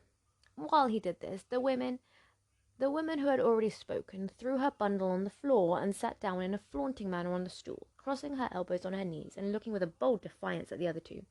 "What odds, then? What odds, Mrs. Dilber?" said the woman. "Every person has a right to take care of themselves." "He always did." "That's true indeed," said the laundress. "No man more so." "Why, then, don't stand staring as if you were afraid, woman. Who's the wiser? We're not going to pick holes in each other's coats, I suppose?" "No, indeed," said Mrs. Dilber and the man together. "We should hope not." "Very well, then," cried the woman. "That's enough. Who's the worse for the loss of a few things like these? Not a dead man, I suppose?" "No, indeed," said Mrs. Dilber, laughing. "If he wanted to keep him after he was dead, a wicked old screw," pursued the woman. "Why wasn't he natural in his lifetime? If he had been, he'd have had somebody to look after him when he was struck with death, instead of lying gasping out his last there alone by himself." "It's the truest word that ever was spoke," said Mrs. Dilber. "It's a judgment on him." "I wish it was a little heavier judgment," replied the woman. "And it should have been, you may depend upon it, if I could have laid my hands on anything else. Open that bundle, old Joe, and let me know the value of it. Speak out plain. I'm not afraid to be the first, nor afraid for them to see it. We knew pretty well that we were helping ourselves before we met here, I believe. It's no sin. Open the bundle, Joe." But the gallantry of her friends would not allow of this, and the man in faded black, mounting the breech first, produced his plunder. It was not extensive: a seal or two, a pencil case, a pair of sleeve buttons, and a brooch of no great value overall. They were severely examined and appraised by old Joe, who chalked the sums he was disposed to give for each upon the wall, and added them up into a total when he found that there was nothing more to come. "That's your account," said Joe, "and I wouldn't give another sixpence if I was to be boiled for not doing it. Who's next?" Mrs. Dilber was next. Sheets and towels, a little wearing apparel, 2 old-fashioned silver teaspoons, a pair of sugar tongs, and a few boots. Her account is stated on the wall in the same manner. "I always give too much to ladies. It's a weakness of mine, and that's the way I ruin myself," said old Joe. "That's your account. If you asked me for another penny, and made it an open question, I'd repent of being so liberal, and knock off half a crown." "And now undo my bundle, Joe," said the first woman. Joe went down on his knees for the greater convenience of opening it, and, having unfastened a great many knots, dragged out a large and heavy roll of some dark stuff. "What do you call this?" said Joe. "Bed curtains?" "Ha!" returned the woman, laughing and leaning forward on her crossed arms. "Bed curtains. You don't mean to say you took 'em down, rings and all, with him lying there?" said Joe. "Yes, I do," replied the woman. "Why not?" "You were born to make your fortune," said Joe, "and you'll certainly do it." "I certainly shan't hold my hand when I can get anything in it by reaching it out, for the sake of such a man as he was, I promise you, Joe," returned the woman coolly. "Don't drop that oil upon the blankets now." His blankets? Asked Joe. Whose else's do you think? Replied the woman. He isn't likely to take cold without them, I dare say. I hope he didn't die of catching anything. Eh? Said old Joe, stopping in his work and looking up. Don't you be afraid of that, returned the woman. I ain't so fond of his company that I'd loiter about him for such things. If he did. You may look through that shirt till your eyes ache, but you won't find a hole in it nor a threadbare pace. It's the best he had, and a fine one too. They'd have wasted it if it hadn't been for me. What do you call wasting of it? Asked old Joe. Putting it on him to be buried in, to be sure, replied the woman with a laugh. Somebody was fool enough to do it, but I took it off again. If calico ain't good enough for such a person, it isn't good enough for anything. It's quite as becoming to the body. He can't look uglier than he did in that one. Scrooge listened to this dialogue in horror. As they sat grouped about their spoil in the scanty light afforded by the old man's lamp, he viewed them with a detestation and disgust which could hardly have been greater than they had been obscene demons marketing the corpse itself. "Ha ha!" replied the same woman, when old Joe, producing a flannel bag with money in it, told out their several gains upon the ground. "This is the end of it, you see. He frightened everyone away from him when he was alive to profit us when he was dead." "Spirit!" said Scrooge, shuddering from head to toe. I see. The case of this unhappy man might be my own. My life tends that way now. Merciful heaven, what is this?" He recoiled in terror, for the scene had changed, and now he almost touched a bare, uncurtained bed, on which, beneath a ragged sheet, there lay a something covered up, which, though it was dumb, announced itself in awful language. The room was very dark, too dark to be observed with any accuracy, though Scrooge glanced around in obedience to a secret impulse, anxious to know what kind of room it was. A pale light, rising in the outer air, fell straight upon the bed, and on it, plundered and bereft, unwatched, unwept, uncared for, was the body of this man. Scrooge glanced towards the phantom. Its steady hand was pointed to the head. The cover was so carelessly adjusted that the slightest raising of it, the motion of a finger upon Scrooge's part, would have disclosed the face. He thought of it, felt how easy it would be to do, and longed to do it, but had no more power to withdraw the veil than to dismiss the spectre at his side. "O cold, cold, rigid, dreadful death, set up thine altar here, and dress it with such terrors as thou hast at thy command, for this is thy dominion. But of the loved, revered, and honoured head, thou canst not turn one hair to thy dread purposes, or make one feature odious. It is not the hand that is heavy, and will fall down unreleased. It is not that the heart and pulse are still, but that the hand was open, generous and true, the heart brave, warm, and tender, and the pulse a man's. Strike, shadow, strike, and see his good deeds springing from the wound, to sow the world with life immortal." No voice pronounced these words in Scrooge's ears, and yet he heard them when he looked upon the bed. He thought, if this man could be raised up now, what would his foremost thoughts be? Avarice, hard-dealing, griping cares? They have brought him to a rich end, truly. He lay in a dark, empty house, with not a man, a woman, or a child, to say he was kind to me in this or that, and for the memory of one kind word I will be kind to him. A cat was tearing at the door, and there was a sound of gnawing rats beneath the hearthstone. What they wanted in a room of death, and why they were so restless and disturbed, Scrooge did not dare think. "Spirit," he said, "this is a fearful place. In leaving it I shall not leave its lesson. Trust me. Let us go." Still the ghost pointed with an unmoved finger to the head. "I understand you," Scrooge returned, "and I would do it if I could. But I have not the power, Spirit. I have not the power." Again it seemed to look upon him. "If there is any person in the town who feels emotion caused by this man's death," said Scrooge, quite agonized, "show that person to me, Spirit, I beseech you." The phantom spread its dark robe before him for a moment, like a wing, and withdrawing it revealed a room by daylight, where a mother and her children were. She was expecting someone, and with anxious eagerness, for she walked up and down the room, started at every sound, looked out from the window, glanced at the clock, tried, but in vain, to work her needle, and could hardly bear the voices of the children in their play. At length the long-expected knock was heard. She hurried to the door and met her husband, a man whose face was careworn and depressed, though he was young. There was a remarkable expression in it now, a kind of serious delight of which he felt ashamed, and which he struggled to repress. He sat down to the dinner that had been hoarding for him by the fire, when she asked him faintly what news, which was not until after a long silence, and he appeared embarrassed how to answer. "Is it good," she said, "or bad?" To help him. "Bad," he answered. "We are quite ruined?"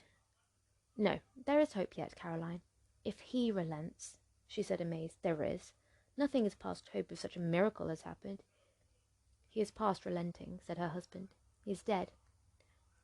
She was a mild and patient creature if her face spoke truth, but she was thankful in her soul to hear it, and she said so, with clasped hands. She prayed forgiveness the next moment, and was sorry, but the first was the emotion of her heart. What the half-drunken woman whom I told you of last night said to me when I tried to see him and obtain a week's delay, and what I thought was a mere excuse to avoid me, turns out to have been quite true.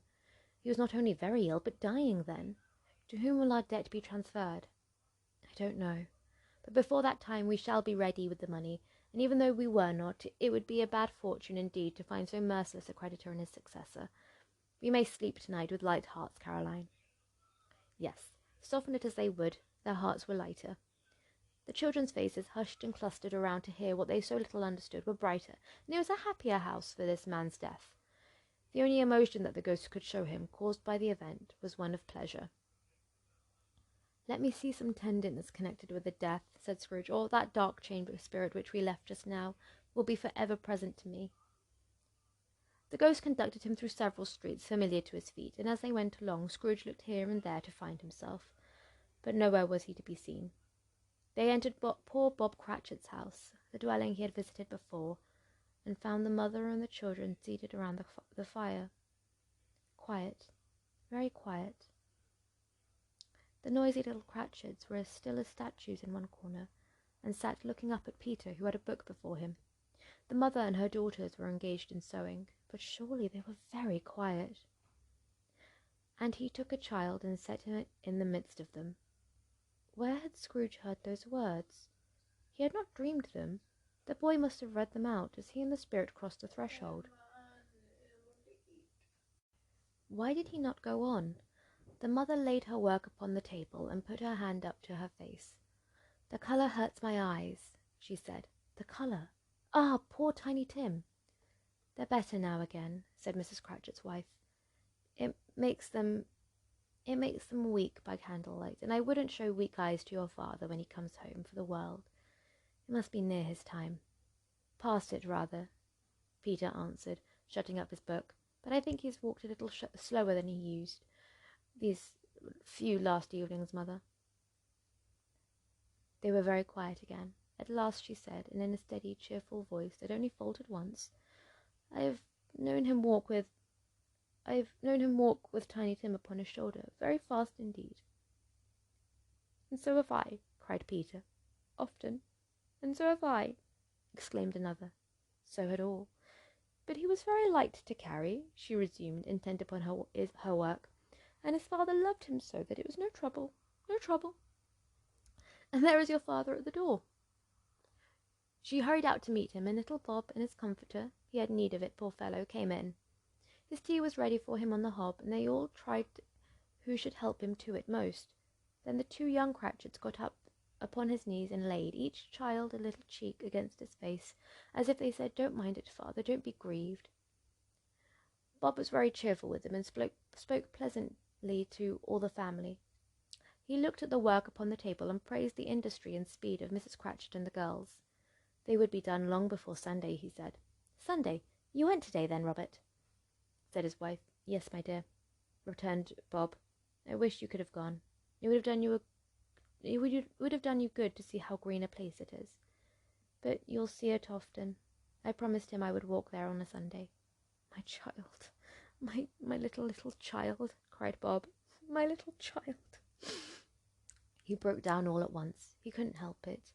If he could have helped it, he and his child would have been farther apart, perhaps, than they were.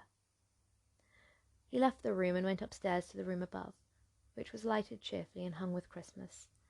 There was a chair set close beside the child, and there were signs of someone having been there lately. Poor Bob sat down in it, and when he thought a little and composed himself, he kissed the little face. He was reconciled to what had happened, and went down again quite happy. They drew about the fire and talked, the girls and mother working still. Bob told them of the extraordinary kindness of Mr. Scrooge's nephew, whom he had scarcely seen but once, and who, meeting him in the street that day, and seeing what he had looked just a little down, you know, said Bob, inquired what had happened to distress him. On which, said Bob, for he is the pleasantest spoken gentleman you ever heard, I told him I am heartily sorry for it, Mr. Cratchit, he said, and heartily sorry for your good wife. By the by, how he knew that I don't know. Knew what, my dear? Why, that you were a good wife, replied Bob. Everybody knows that, said Peter. Very well observed, my boy, cried Bob. I hope they do. Heartily sorry, he said, for your good wife. If I can be of service to you in any way, he said, giving me his card, that's where I live. Pray come to me. Now it wasn't, cried Bob, for the sake of anything he might be able to do for us, so much as for his kind way, that this was quite delightful. It really seemed as if he had known our Tiny Tim, and felt with us. I'm sure he's a good soul, said Mrs. Cratchit. You would be surer of it, my dear, returned Bob, if you saw and spoke to him. I shouldn't be at all surprised, mark what I say, if he got Peter a better position. Only hear that, Peter? said Mrs. Cratchit. And then, cried one of the girls, Peter will be keeping company with someone and setting up for himself. Get along with you, retorted Peter, grinning. It's just as likely as not, said Bob, one of these days, though there's plenty of time for that, my dear. But however and whenever we part from one another, I am sure we shall none of us forget poor Tiny Tim, shall we? Or this first parting that there was among us? Never, father, cried they all. And I know, said Bob, I know, my dears, that when we recollect how patient and mild he was, though he was a little child, we shall not quarrel easily among ourselves, and forget poor Tiny Tim in doing it. No, never, father, they all cried again. I'm very happy, cried little Bob. I'm very happy. Mrs. Cratchit kissed him, and his daughters kissed him, the two young Cratchits kissed him, and Peter and himself shook hands. Spirit of Tiny Tim, thy childish essence was from God. Spectre, said Scrooge, something informs me that our parting moment is at hand. I know it, but I know not how. Tell me, what man was that was whom we saw lying dead? The ghost of Christmas yet to come conveyed him, as before, though at a different time, he thought. Indeed, there seemed no order in these latter visions, save that they were in the future, into the sorts of businessmen, but showed him not himself. Indeed, the spirit did not stay for anything, but went straight on, as to the end just now desired, until besought by Scrooge to tarry for a moment. This court, said Scrooge, through which we hurry now, is where my place of occupation is, and has been for a length of time. I see the house. Let me behold what I shall be in days to come. The spirit stopped. The hand was pointed elsewhere. The house is yonder, Scrooge exclaimed. Why do you point away? The inexorable finger underwent no change. Scrooge hastened to the window of his office and looked in. It was an office still, but not his. The furniture was not the same, and the figure in the chair was not himself. The phantom pointed as before. He joined it once again, and wondering why and whither he had gone, accompanied it until they reached an iron gate. He paused to look around before entering. A churchyard. Here, then, the wretched man whose name he had now to learn lay underneath the ground. It was a worthy place, walled in by houses, overrun by grass and weeds, the growth of vegetation's death, not life, choked up with too much burying, fat with repleted appetite, a worthy place. The spirit stood amongst the graves and pointed down to one. He advanced towards it, trembling. The phantom was exactly as it had been, but he dreaded that he saw new meaning in its solemn shape. Before I draw nearer to that stone to which you point, said Scrooge, answer me one question. Are these the shadows of the things that will be, or are they the shadows of things that may be only? Still the ghost pointed downward to the grave by which it stood. Men's courses will foreshadow certain ends, to which, if persevered in, they must lead, said Scrooge. But if the courses be departed from, the ends will change. Say it is thus with what you show me. The spirit was immovable as ever. Scrooge crept towards it, trembling as he went, and following the finger, read upon the stone of the neglected grave his own name, Ebenezer Scrooge. Am I the man that lay upon the bed? He cried upon his knees. The finger pointed from the grave to him and back again. No, spirit, no, no, no. The finger was still there. "Spirit," he cried, tight clutching at his rope, "hear me! I am not the man I was. I will not be the man I must have been for this intercourse. Why show me this if I am past all hope?" For the first time the hand appeared to shake. "Good spirit," he pursued, as down upon the ground he fell before it, "your nature intercedes for me and pities me. Assure me that I yet may change these shadows you have shown me by an altered life." The kind hand trembled. "I will honour Christmas in my heart, and try to keep it all the year. I shall live in the past, the present, and the future. The spirits of all three shall strive in me. I will not shut out the lessons that they teach, or tell me I may sponge away the writing on this stone." In his agony he caught the spectral hand. It sought to free itself, but he was strong in his entreaty and detained it. The spirit, stronger yet, repulsed him. Holding up his hands in a prayer to have his fate reversed, he saw an altercation in the phantom's hood and dress. It shrunk, collapsed, and dwindled down into a bedpost. Yes, and the bedpost was his own. The bed was his own, the room was his own. Best and happiest of all, the time before him was his own, to make amends in. "I will live in the past, the present, and the future," Scrooge repeated, as he scrambled out of bed. "The spirits of all three shall strive within me. Old Jacob Marley, heaven and the Christmas time be praised for this. I say it on my knees, old Jacob, on my knees." He was so fluttered and so glowing with his good intentions that his broken voice could scarcely answer to his call. He had been sobbing violently in his conflict with the spirit, and his face was wet with tears. "They are not torn down," cried Scrooge, folding on one of his bed curtains in his arms. "They are not torn down, rings and all. They are here. I am here. The shadows of the things that would have been may be dispelled. They will be. I know they will." His hands were busy with his garments all this time, turning them inside out, putting them on upside down, tearing them, mislaying them, making them do parties of every kind of extravagance. "I don't know what to do," cried Scrooge, laughing and crying in his same breath, and making a perfect Laocoon of himself with his stockings. "I'm as light as a feather. I'm as happy as an angel. I'm as merry as a schoolboy. I'm as giddy as a drunken man. A Merry Christmas to everybody, and a Happy New Year to all the world. Hello here! Hello!" He had frisked into the sitting room and was now standing there, perfectly winded.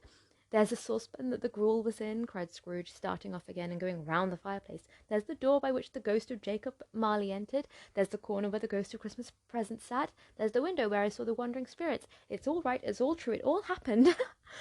Really, for a man who had been out of practice for so many years, it was a splendid laugh, a most illustrious laugh. The father of a long, long line of brilliant laughs. "I don't know what day of the month it is," said Scrooge. "I don't know how long I've been among the spirits. I don't know anything. I'm quite a baby. Never mind, I don't care. I'd rather be a baby. Hello! Hello!" He was checked in his transports by the churches ringing out in the lustiest peals he'd ever heard. Clash, clang, hammer, ding dong, bell, bell, dong, ding, hammer, clang, clash. Oh, glorious, glorious! Running to the window, he opened it and put out his head. No fog, no mist.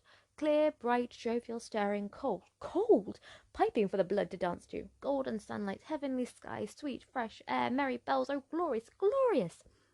"What's today?" cried Scrooge, calling downward to a boy in Sunday clothes, who perhaps had loitered in to look about him. "Eh?" returned the boy, with all his might of wonder. "What's today, my fine fellow?" said Scrooge. "Today?" replied the boy. "Why, it's Christmas Day." "It's Christmas Day!" cried Scrooge to himself. "I haven't missed it. The spirits have done it all in one night. They can do anything they like. Of course they can. Of course they can. Hello, my fine fellow." "Hello," returned the boy. "Do you know the poulterers in the next street but one, at the corner?" Scrooge inquired. "I should hope I did," returned the lad. "An intelligent boy," said Scrooge. "A remarkable boy. Do you know whether they've sold the prize turkey that was hanging up there? Not the little prize turkey, the big one." "What, the one as big as me?" returned the boy. "What a delightful boy," said Scrooge. "It's a pleasure to talk to you. Yes, my buck." "It's hanging there now," replied the boy. "Is it?" said Scrooge. "Go and buy it." "Walker," replied the boy. No, said Scrooge. "I am in earnest. Go and buy it and tell them to bring it here, that I may give them direction where to take it. Come back with the man and I'll give you a shilling. Come back with him in less than 5 minutes and I'll give you half a crown." The boy is off like a shot. He must have had a steady hand at a trigger who could have shot off half so fast. "I'll send it to Bob Cratchit's," whispered Scrooge, rubbing his hands and splitting with a laugh. "He shan't know who sends it. It's twice the size of Tiny Tim. Joe Miller never made such a joke as sending it to Bob's will be." The hand in which he wrote the address was not a steady one, but write it he did somehow, and went downstairs to open the street door, ready for the coming of the poulterer's man. As he stood there, waiting his arrival, the knocker caught his eye. "I shall love it as long as I live," cried Scrooge, patting it with his hand. "I scarcely ever looked at it before. What an honest expression it has in its face. It's a wonderful knocker. Here's the turkey. Hello, how are you? Merry Christmas." It was a turkey. He never could have stood upon his legs, that bird. He would have snapped him short off in a minute, like sticks of sealing wax. "Why, it's impossible to carry that to Camden Town," said Scrooge. "You must have a cab." With the chuckle with which he said this, and the chuckle with which he paid for the turkey, and the chuckle with which he paid for the cab, and the chuckle with which he recompensed the boy, were only to be exceeded by the chuckle with which he sat down breathless in his chair again, and chuckled till he cried. Shaving was not an easy task, for his hand continued to shake very much, and shaving requires attention even if you don't dance while you're at it. But if he had cut the end of his nose off, he would have put a piece of sticking plaster over it, and been quite satisfied. He dressed himself all in his best, and at least got out into the streets. The people were, by this time, pouring forth as he had seen them with the ghost of Christmas present, and walking with his hands behind him, Scrooge regarded every one with a delighted smile.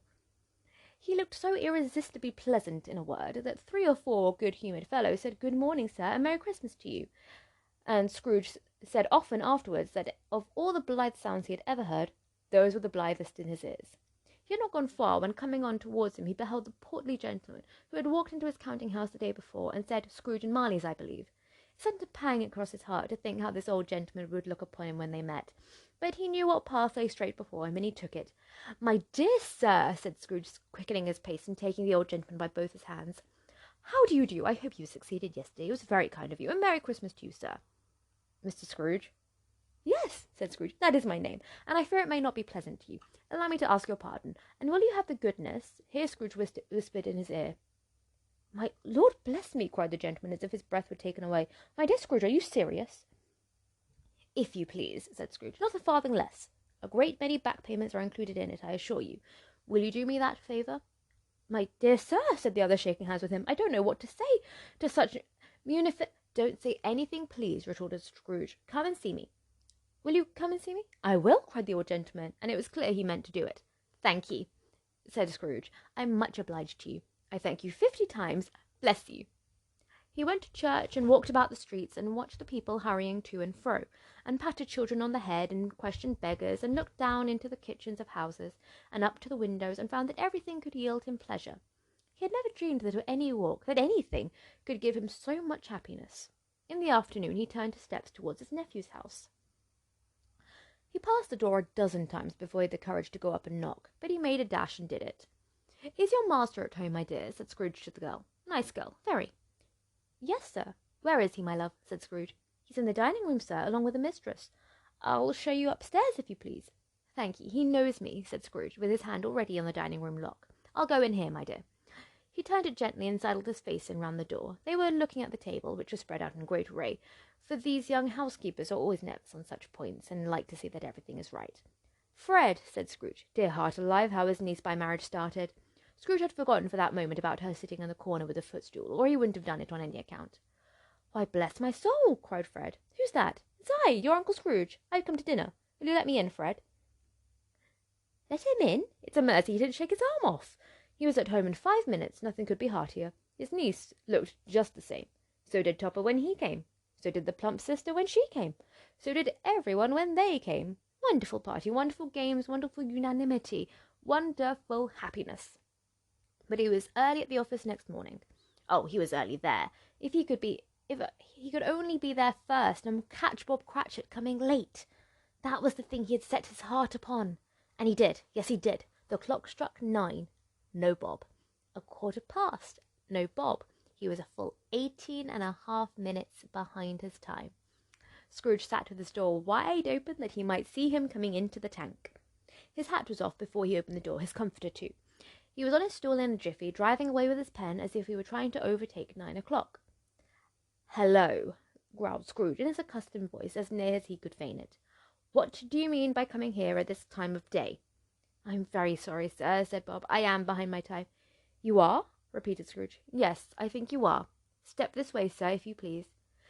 "It's only once a year, sir," pleaded Bob, appearing from the tank. "It shall not be repeated. I was making rather merry yesterday, sir." "Now, I'll tell you what, my friend," said Scrooge. "I am not going to stand this sort of thing any longer, and therefore—" he continued, leaping from his stool and giving Bob such a dig in the waistcoat that he staggered back into the tank again. "And therefore I am about to raise your salary." Bob trembled and got a little nearer to the ruler. He had a momentary idea of knocking Scrooge down with it, holding him and calling to the people in the court to come for help and a straight waistcoat. "A Merry Christmas, Bob," said Scrooge, with an earnestness that could not be mistaken, as he clapped him on the back. "A merry Christmas, Bob, my good fellow, than I have given you for many a year. I'll raise your salary and endeavour to assist your struggling family, and we will discuss your affairs this very afternoon over a Christmas bowl of smoking bishop, Bob.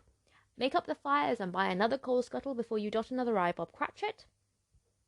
Scrooge was better than his word. He did it all and infinitely more, and to Tiny Tim, who did not die, he was a second father. He became as good a friend, as good as master, as good as man, as any good old city knew, and any other good old city, town, or borough in the good old world. Some people laughed to see the alteration in him, but he let them laugh, and heeded them, for he was wise enough to know that nothing ever happened on this globe for good, at which some people did not have their fill at laughter at the outset. And knowing that such as these would be blind anyway, he thought it quite as well that they should wrinkle up their eyes and grins as have the malady in less attractive forms. His own heart laughed, and that was quite enough for him. He had no further intercourse with spirits, but lived upon the total abstinence principle ever afterwards, and it was always said of him that he knew how to keep Christmas well, if any man alive possessed the knowledge. May that truly be said of us, and all of us. And so, as Tiny Tim observed, God bless us, every one.